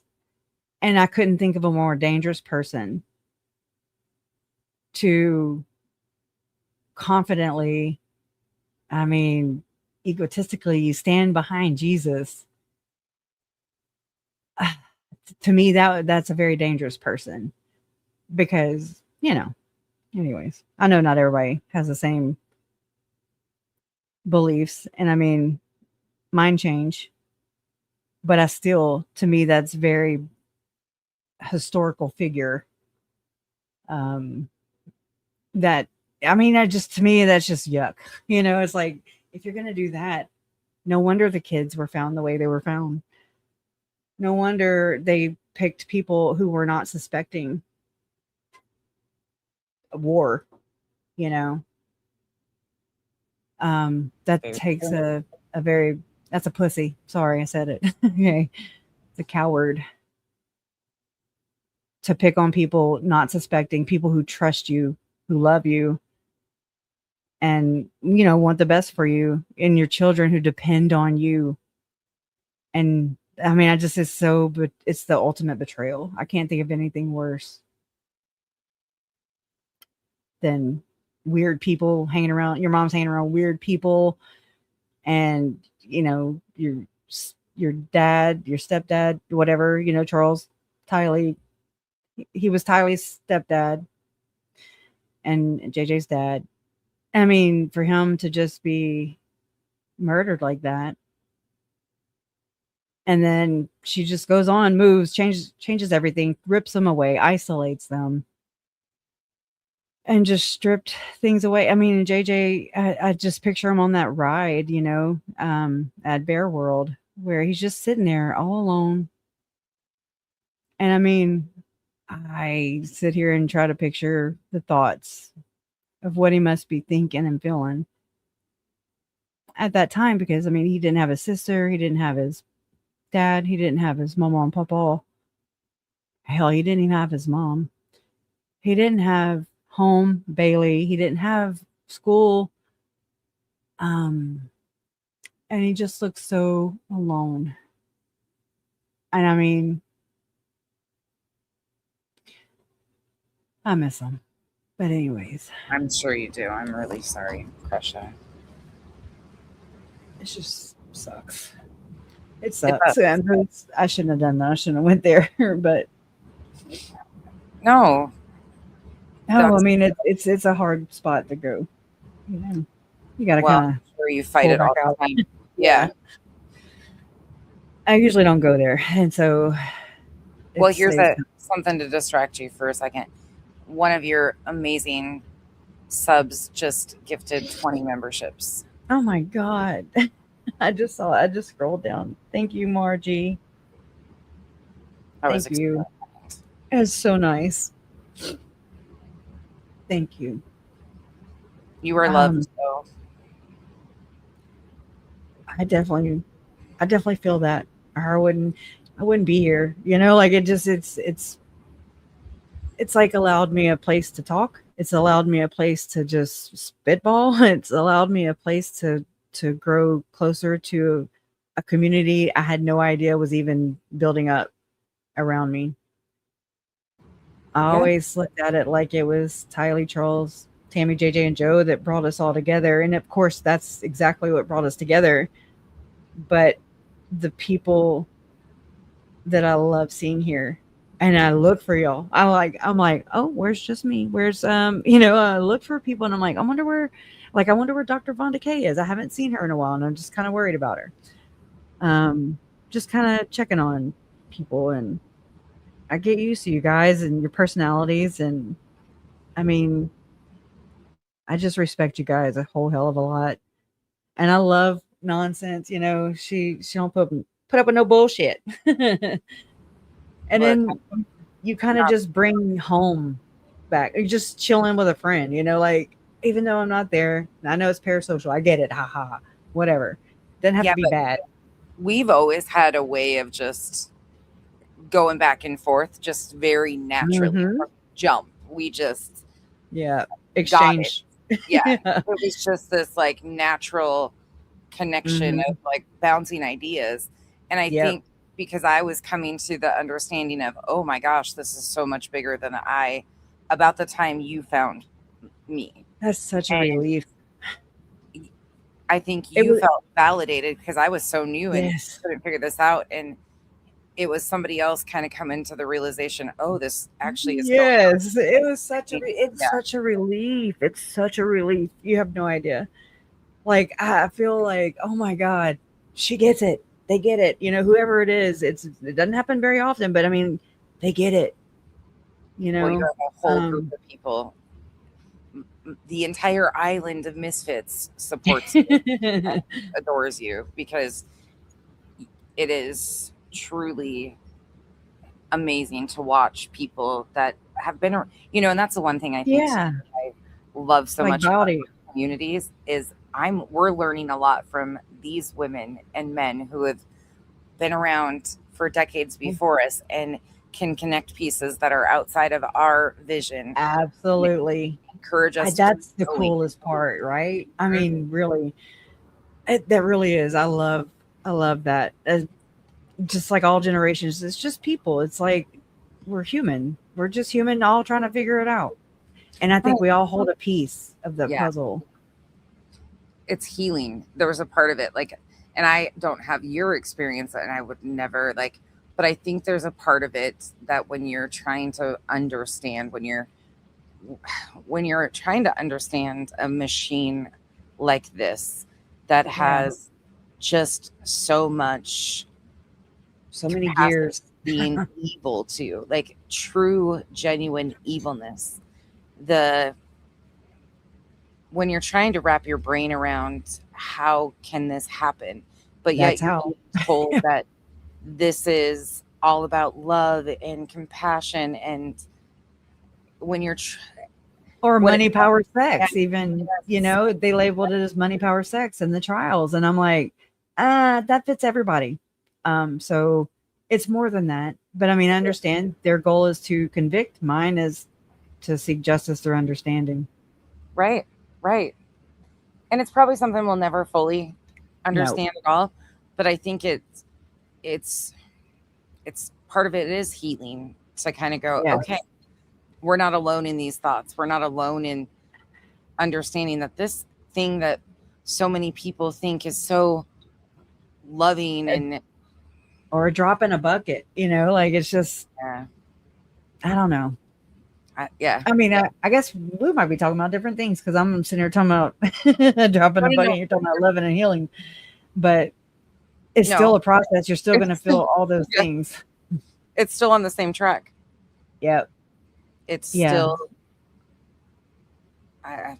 because it's like different levels, you know, it's like in this situation, in this case, in this state, in this religion, in this, whatever, democracy, whatever. I know I'm not saying the right words, but in the United States, I mean, it's just in this demographic, in the geographical location. I mean, there's just so many things to this. And I mean, again, just when you think you have it nailed down with just the religious part, affiliations and everything and doctrines, then you have this other layer of secret societies or, you know, fraternal orders calling the shots, and it goes on up MLM style, just like you say. But I mean, you know, true crime, it goes all the way up though. But there's all this corruption and we're seeing it, and it's like, what the fuck is going on right now? It's like everybody's crazy and we're not. We're like, what? Well, maybe we are the crazy. In my opinion, you start with the toughest layer, and that's where I was going, is the thing that is masked as love. You know, their religious beliefs was all because they care about somebody, they love somebody. That's why they've got to do these things. That's why they got to cast these things. They do. Right. That's why they convince themselves and they tell people it's based out of love and caring and shit. And when you see it on the side of it, what you have experienced, it's everything but that. Because it's forced. It's like they're trying to force themselves to feel the things. Yes. But they don't even know how to love themselves, for sure. Right. And then you're trying to process and put the pieces back together. And that, for me, is one of the most difficult complexities of your family's case in particular, is because of the faith manipulation and the faith aspect of it, because that in itself is so traumatizing and so traumatic and so complex. Yeah, it is. It's a lot because it's everything. So many layers. And it's also and hard dynamics too. The dynamics just of the family member. and my parents, you know, they're the grand. It's like, but then there's trolls, and then there's my brother. I mean, it's wild. Well, and It's you wild. have everybody.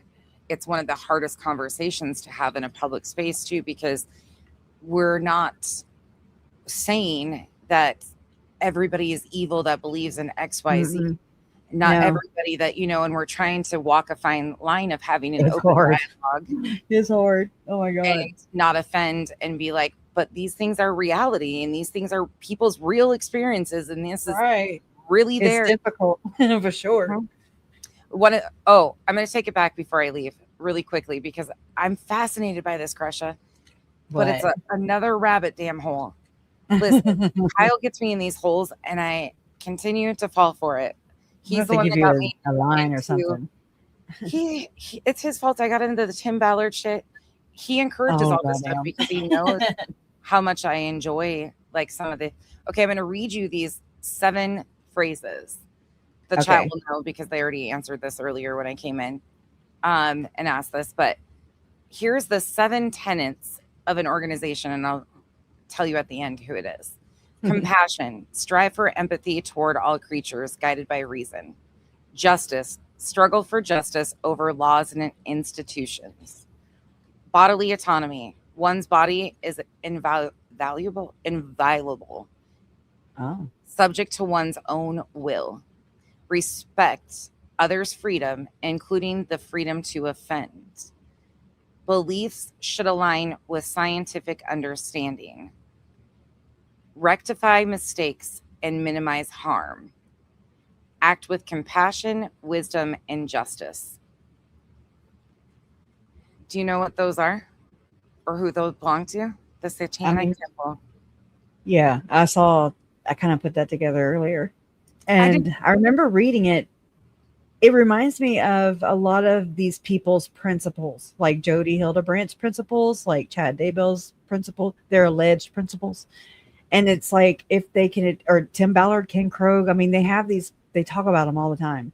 And I mean, they're different principles. They sound great on paper, but you will always tell who they are. They show themselves because their actions do not ever align with what they are preaching, teaching, and trying to sell you. Period. That's why that was developed with the Satanic. Got me into the. It was to completely like almost mirror or whatever. The complete polar opposite. Yeah, is what it was developed for, was to.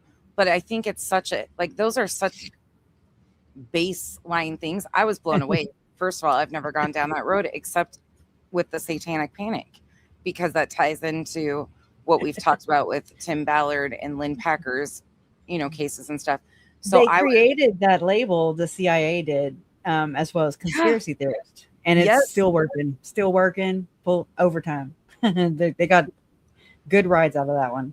That's what he had me watch, that documentary from 2019, and I was blown away because I touched my toe a little bit, dipped my toe into the Satanic Panic because of all that stuff. And I learned that, you and I have talked about it, and I've listened to you talk about that with Lynn Packer's stuff before. But then when I watched that documentary, like all these things that I'm going, oh my gosh, how did I not ever connect all of these? Like, there's just so many things. It does. That's the other part of this that gets left in the shadows, basically, because they don't include it. Now, Rob Wood, he messed up with me because he said it was for ritualistic purposes, or when they were indicting Lori and Chad, and I was like, oh, boom, and I kicked the door open and I ain't shut it since. Because I mean, I don't know, to me, researching that aspect of it, the occult, the esoteric, the shadow side, it really does answer the questions that mainstream above the belt does not answer. And it's like, oh, okay, I get it. One goes with this, like it's going to have I don't know, I kind of feel like I'm believing in the duality or whatever, like I don't want to, anyways, I just always believe in balance in Mother Nature, like just the world, there's a balance. And whenever you're nurturing one part of your life, you're excelling in that part, but there's something that you're ignoring that's dying, like there's some relationship or some kind of, and something you're neglecting. It might be yourself, like, I don't know, but it's like, it seems to be like there's this as above, so below type of thing. I don't know if that's for sure. I just kind of like, well, I mean, that's a lot of this with the researching everything in and around Chad and Lori and the church and just all these fucking things. Okay. It's like it looks good on paper. It looks good. I mean, when you first face value, when I saw that the church had the LDS helpline, I was like, well, damn, that's really good. I mean, I don't know. I thought it was good at first. And then I peeled back one stinking layer and I was like, oh shit. Like it's crazy. It's made to look good. It sounds good. It's not. It's not at all what it's preached to be at all. It does not help them. That's what's interesting about that movement to me, because like you said, that they all adapt these principles, and this has been going on for decades, decades of these, what do you even call that? It's not doctrine. What they do? Yeah. What it is. It's early church doctrine that they say they disavowed, but I mean, how do you disavow a belief when you practice it? As blood atonement. It's what they do. It's these bloodliners. And somebody said it earlier. And yes, I believe that. I mean, I don't know if they're still looking for the 13 or the bloodlines or the top bloodlines. I mean, you had M. Russell Ballard thinking that, or talking allegedly that he was related to Jesus and Joseph Smith. So invert that. And I think that's exactly what the fuck you got. If you invert it. But these elites, okay, and yes, Chad marked my entire lineage. I feel so like this has bothered me for a long time. And I mean, I'm like, do people not get it? Like, imagine if your bloodline, your entire everything you come from, it's good enough for them to baptize. But you're gonna sit here and fucking kill my family? Fuck you. Like that's heavy. It is. So heavy. It's like damning in a spiritual sense. I get it. Passing that generational curse down and saying that I get it. Tread, that's crazy. Judas. We could do this for hours. You have to go eat. It's almost midnight for you. Go. All right, you go. We'll get deep. Are you going live tomorrow on the anniversary? Now I'll probably. I have a members only at 5:30 Central. Okay. My time. And I will text you sometime tomorrow and just run a couple things before I do leave. I think something that would be helpful to do this the right way and maybe bring some attention to it, since this is part of the playbook that they use. I think we should create 3 top hashtags that we all consistently use between all of us that are deep diving into different aspects around this. I think we should come up with 3 trending 3 hashtags that we all use for the content that relates to this. So we can try to push that out. I also think maybe if we do like an overall series, like a theme to it, or like I'll bounce off you bounce off me. We can do it together. We can do it whatever. Tie it together so people kind of understand, like there's part here, like these things go together. Yeah. And they work in tandem. And here is like, so there was a cohesive, and it doesn't have to be just like a couple word phrase or whatever. No, you're a blessing in disguise, man. Because I'm not organized. I'm just like, what? Because it all runs in together. It's all the same to me. I mean, it's not separate for me. It's like us versus them. I know that's not. I just don't know how else to put it. Like it's people preying on my family, okay, and I just want them to get the fuck off. Right. It's not us in prison. Them. It's Yeah, the it's like power back. they've preyed on my family. It's telling the And story from a victim's I'm perspective. Kresha, is there what you you need go. to remind yourself, that it's your Standing turn up. to tell the story the way you choose as a victim's family. You And said it earlier, and you need to give yourself that space too, which not to bitch at you, but you I know what you're saying. oftentimes diminish your own pain to Yeah. amplify others' voices. And you too are allowed to feel, and you too are allowed to explore and seek understanding. And those that don't understand it, that's for them. They've got to come to that. You are it never allowed happens. this. They took it from Thank you you. for years, Kresha.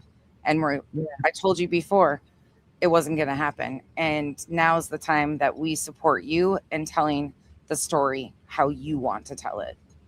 Thank you. I'm gonna have to process this shit. I'm like, oh I my know. God. Okay. I'm going to get out of Thank here. you. I Of mean, course. just so nice. gonna go And I cuss somebody out appreciate you. And I appreciate everybody here, y'all. What did you say? I didn't hear it. And now I'm going to go cuss somebody out. Go. I'll be watching. Good night, you I'll all. be there. Thank you for all the kindness. Thanks for inviting me up. And I will talk to you soon. Yes. Okay. We'll work on hashtags, and the That's a chat good is idea. a great help with that too, and thinking and coming up with ideas. So we'll continue That's the awesome. conversation.